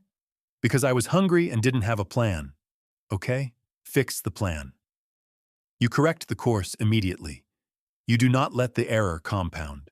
The thermostat analogy. Imagine a thermostat in a room set to 65 degrees, mediocrity. You are trying to heat the room up to 80 degrees, success. You are working hard, pumping heat into the room, discipline. But the thermostat is actively trying to turn on the AC to bring it back down to 65. To prevent this, you cannot just pump heat. You have to reset the thermostat. You have to change your identity setting. As long as you believe I am a lazy person trying to be hard, you will eventually revert to lazy. You must believe I am a hard person who had a lazy moment. This shift is subtle but vital. When a non-smoker is offered a cigarette, they don't say, "I'm trying to quit." They say, "I don't smoke." Identity leads, behavior follows. You need to brainwash yourself. Yes, brainwash. Your brain is already washed by society. You might as well wash it with your own soap. Tell yourself every day, I am a machine. I do not quit. I do not miss. Repeat it until it becomes your new baseline. Environment design. The kill switch. Willpower is a battery. It drains throughout the day. By 8 p.m., your willpower is at 0. If your environment relies on willpower, you will fail. You must design an environment where system restore is physically impossible. If you have an addiction to video games, do not just try not to play. Sell the console. But that's extreme. Do you want to win or not? If you keep the console, you are keeping a portal to your old life open. You are keeping a back door for the virus. If you have an addiction to junk food, do not keep cookies in the cupboard for guests. Throw them out. Pour water on them in the trash so you can't dig them out. If the food isn't there, you can't eat it. If you have an addiction to your phone, buy a lockbox with a timer. Lock the phone away at 6 p.m. Make it physically impossible to fail. You are not testing your willpower. You are protecting it. The best strategists don't win battles. They avoid them. Don't fight the cookie. Remove the cookie. The danger of success. Ironically, the biggest trigger for system restore is not failure. It is success. You lose 20 pounds. You look good. People compliment you. Wow, you look great. Your ego swells up. You think, I've made it. I can relax a little. Relaxation is the beginning of the end. Success makes you soft. When you are hungry, you hunt.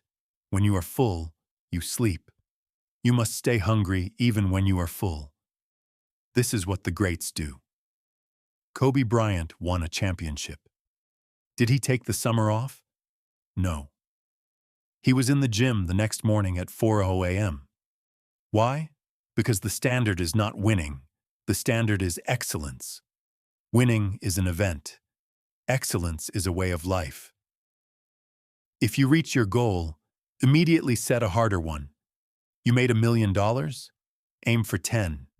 You ran a marathon? Run an ultra. Never arrive. Always be approaching. The old friends protocol. We talked about debugging your circle, but be warned, the old ghosts will try to haunt you. Your old friends will reach out. Hey man, haven't seen you in a while. Come out tonight. They miss the old you. They want to perform a system restore on you because your change makes them uncomfortable. If you go back, you will revert. It is energetic physics. You cannot hang out with losers and stay a winner. The gravity is too strong. You have to accept that those bridges are burned. Do not try to rebuild them. Look at the ashes and keep walking. The plateau. You will hit a plateau. You will be working hard, and the results will stop showing up. The scale won't move. The money won't grow. This is the boring middle. This is where System Restore tries to convince you that it isn't working. You're working so hard for nothing.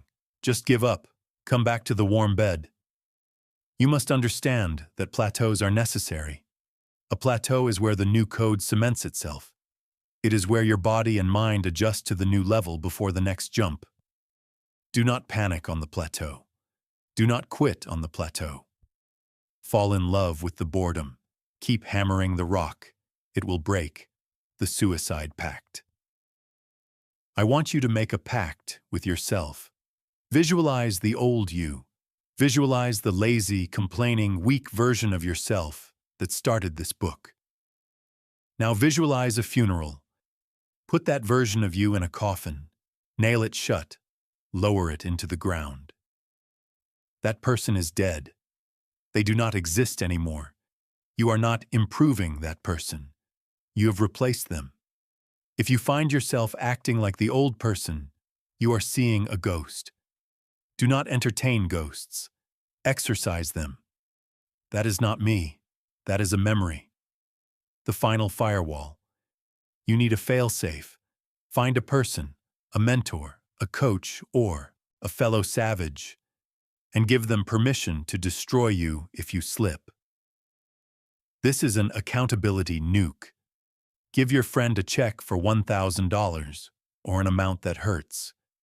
Tell them, if I miss a workout or if I don't send you proof of my work by Friday, you cash this check and donate it to a political party I hate.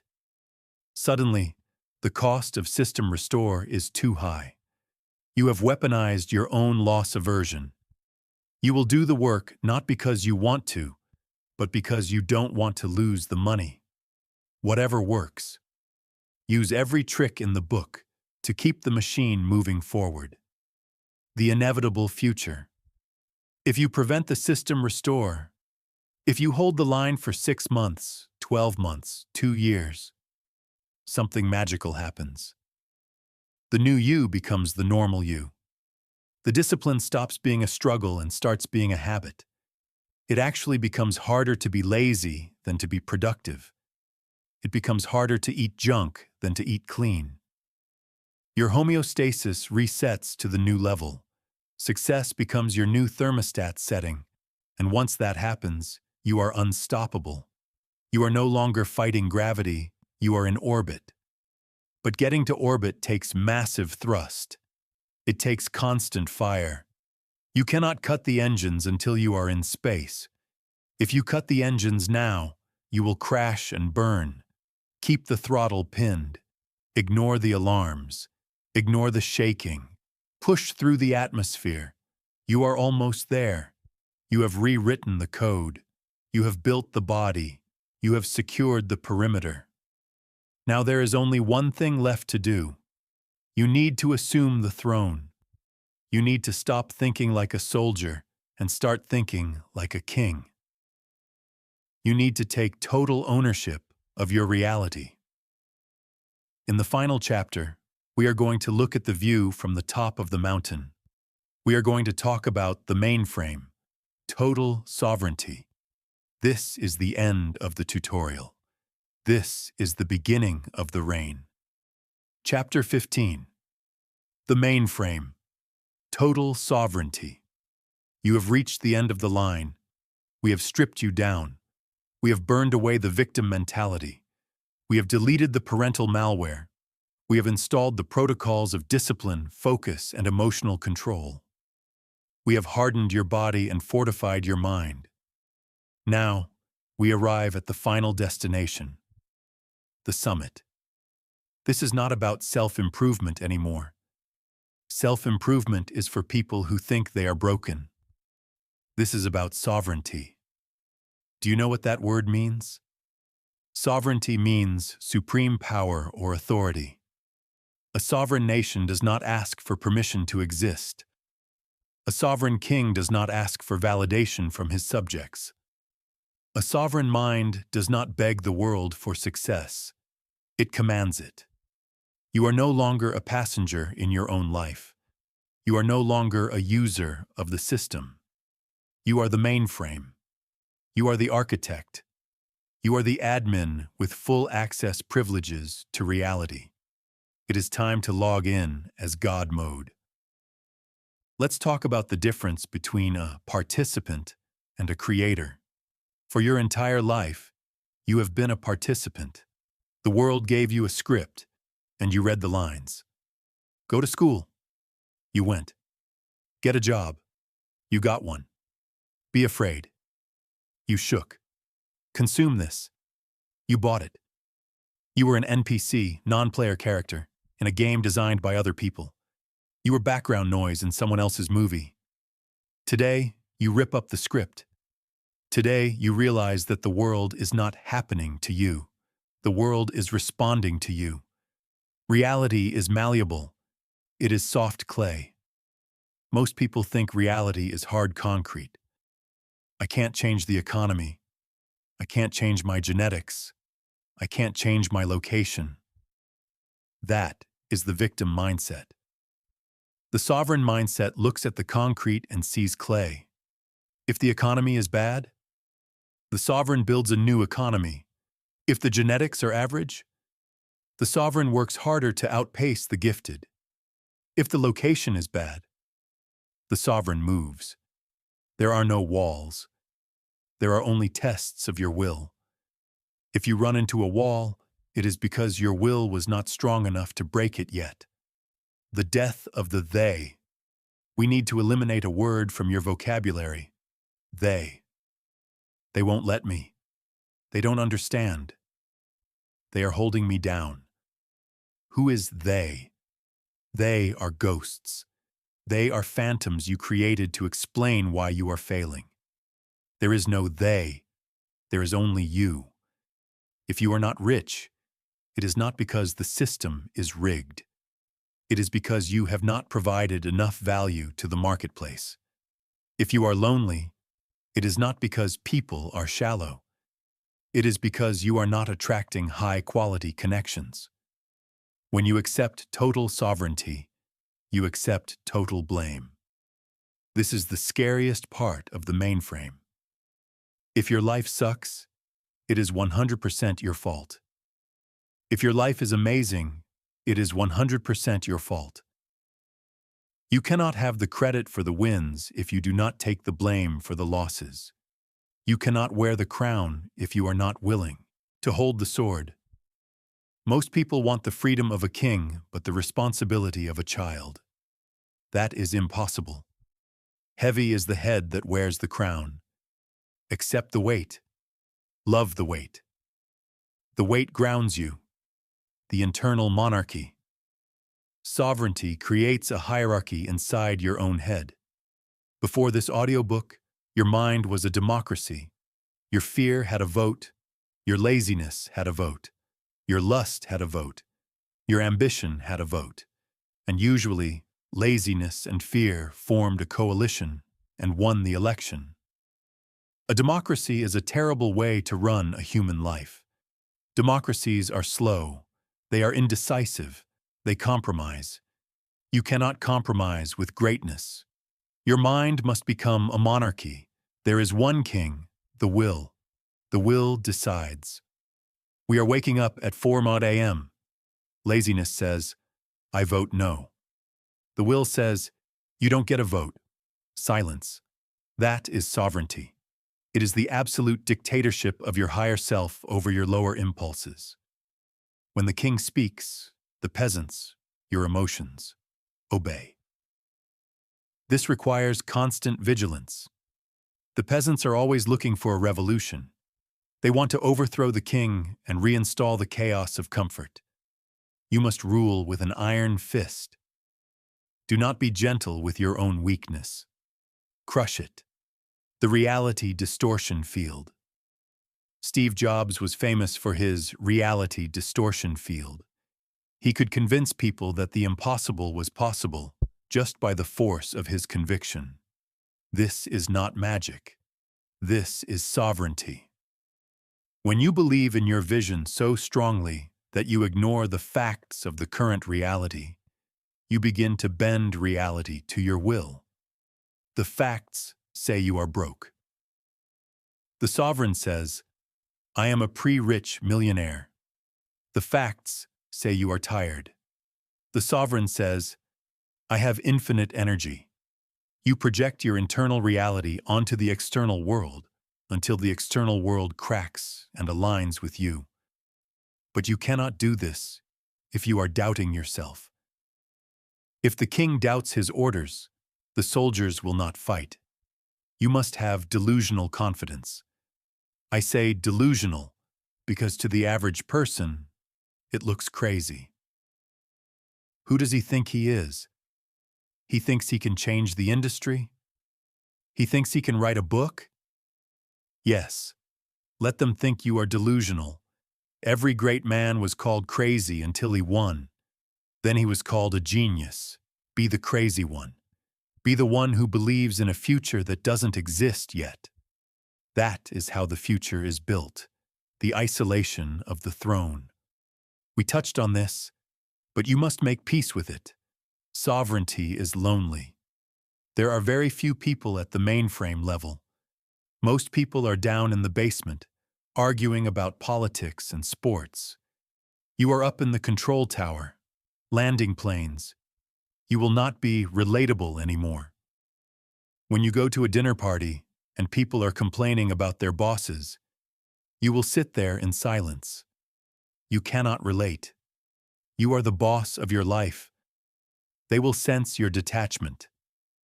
They might call you cold or arrogant. Let them. Lions do not concern themselves with the opinions of sheep. Do not lower your frequency to match theirs. Stay high. Eventually, you will find other sovereigns. You will find other kings and queens who are running their own mainframes. And when you do, the connection will be electric. A conversation between two sovereigns is worth 1,000 conversations between two victims. The legacy code. What are you leaving behind? We are all writing code every day. The actions you take are lines of code in the program of humanity. When you die, the program keeps running. Will your code crash the system? Will it be full of bugs and errors? Or will it be a patch that upgrades the human species? Sovereignty forces you to think about legacy. You are not just living for today's dopamine hit. You are living for the name on your tombstone. You are living for your children and your children's children. If you are weak, you pass down the virus of weakness to your kids. You infect them with your fears. If you are sovereign, you pass down the source code of power. You teach them that they are creators. You break the generational curse. This is the ultimate responsibility. Your ancestors struggled, fought, bled, and died so that you could exist. Are you going to dishonor their sacrifice by sitting on the couch watching Netflix? Are you going to let the bloodline end in mediocrity? No. You are the apex of your lineage. Act like it. The final system check. Look at yourself now. Close your eyes. Visualize the mainframe. See the screens. See the data streams. See the controls. You are sitting in the chair. The chair is comfortable. It fits you. You look at the screen. It says, Status, Online. User, Admin. Permission, Unlimited. You have the power to delete anything from your life that does not serve you. Bad relationship, delete. Bad habit, delete. Fear, delete. You have the power to install anything you want. Wealth, install. Start working. Fitness, install. Start lifting. Knowledge, install. Start reading. There is no one stopping you. There is no gatekeeper. The gate is open. The guards are gone. You are waiting for permission, but you are the one who issues the permits. The silence. In a moment, this audiobook will end. The voice will stop, and you will be left in the silence. The silence is the most important part of this entire journey. In the silence, the glitch will try to speak one last time. It will say, "That was a good book. Now let's go back to normal. Do not listen." When the silence hits, do not move. Sit there. Feel the weight of the crown on your head. Feel the cold steel of the sword in your hand. Decide, right then and there, that you will never go back. You have seen the Matrix. You cannot unsee it. You can never go back to being an NPC. If you try to go back, you will be miserable. You will be haunted by the knowledge of what you could have been. Ignorance is bliss. But you are no longer ignorant. You are awake. The command. I am done speaking. I have given you the map. I have given you the code. I have given you the weapons. I cannot fight the war for you. I cannot lift the weight for you. I cannot wake you up in the morning. I am just a voice in your ear. You are the hand that moves the world. So here is my final command to you. It is not good luck. Luck is for losers. It is not be careful. Carefulness is for cowards. My final command is this. Execute. Execute the code. Execute the mission. Execute the old version of yourself. Go out there and dominate your reality. Build something that makes the gods jealous. Live a life so intense, so focused, and so powerful that when death finally comes to take you, it has to pause and respect the work you did. The hard drive is formatted. The new OS is loaded. The mainframe is yours. The audiobook ends here. Your life begins now.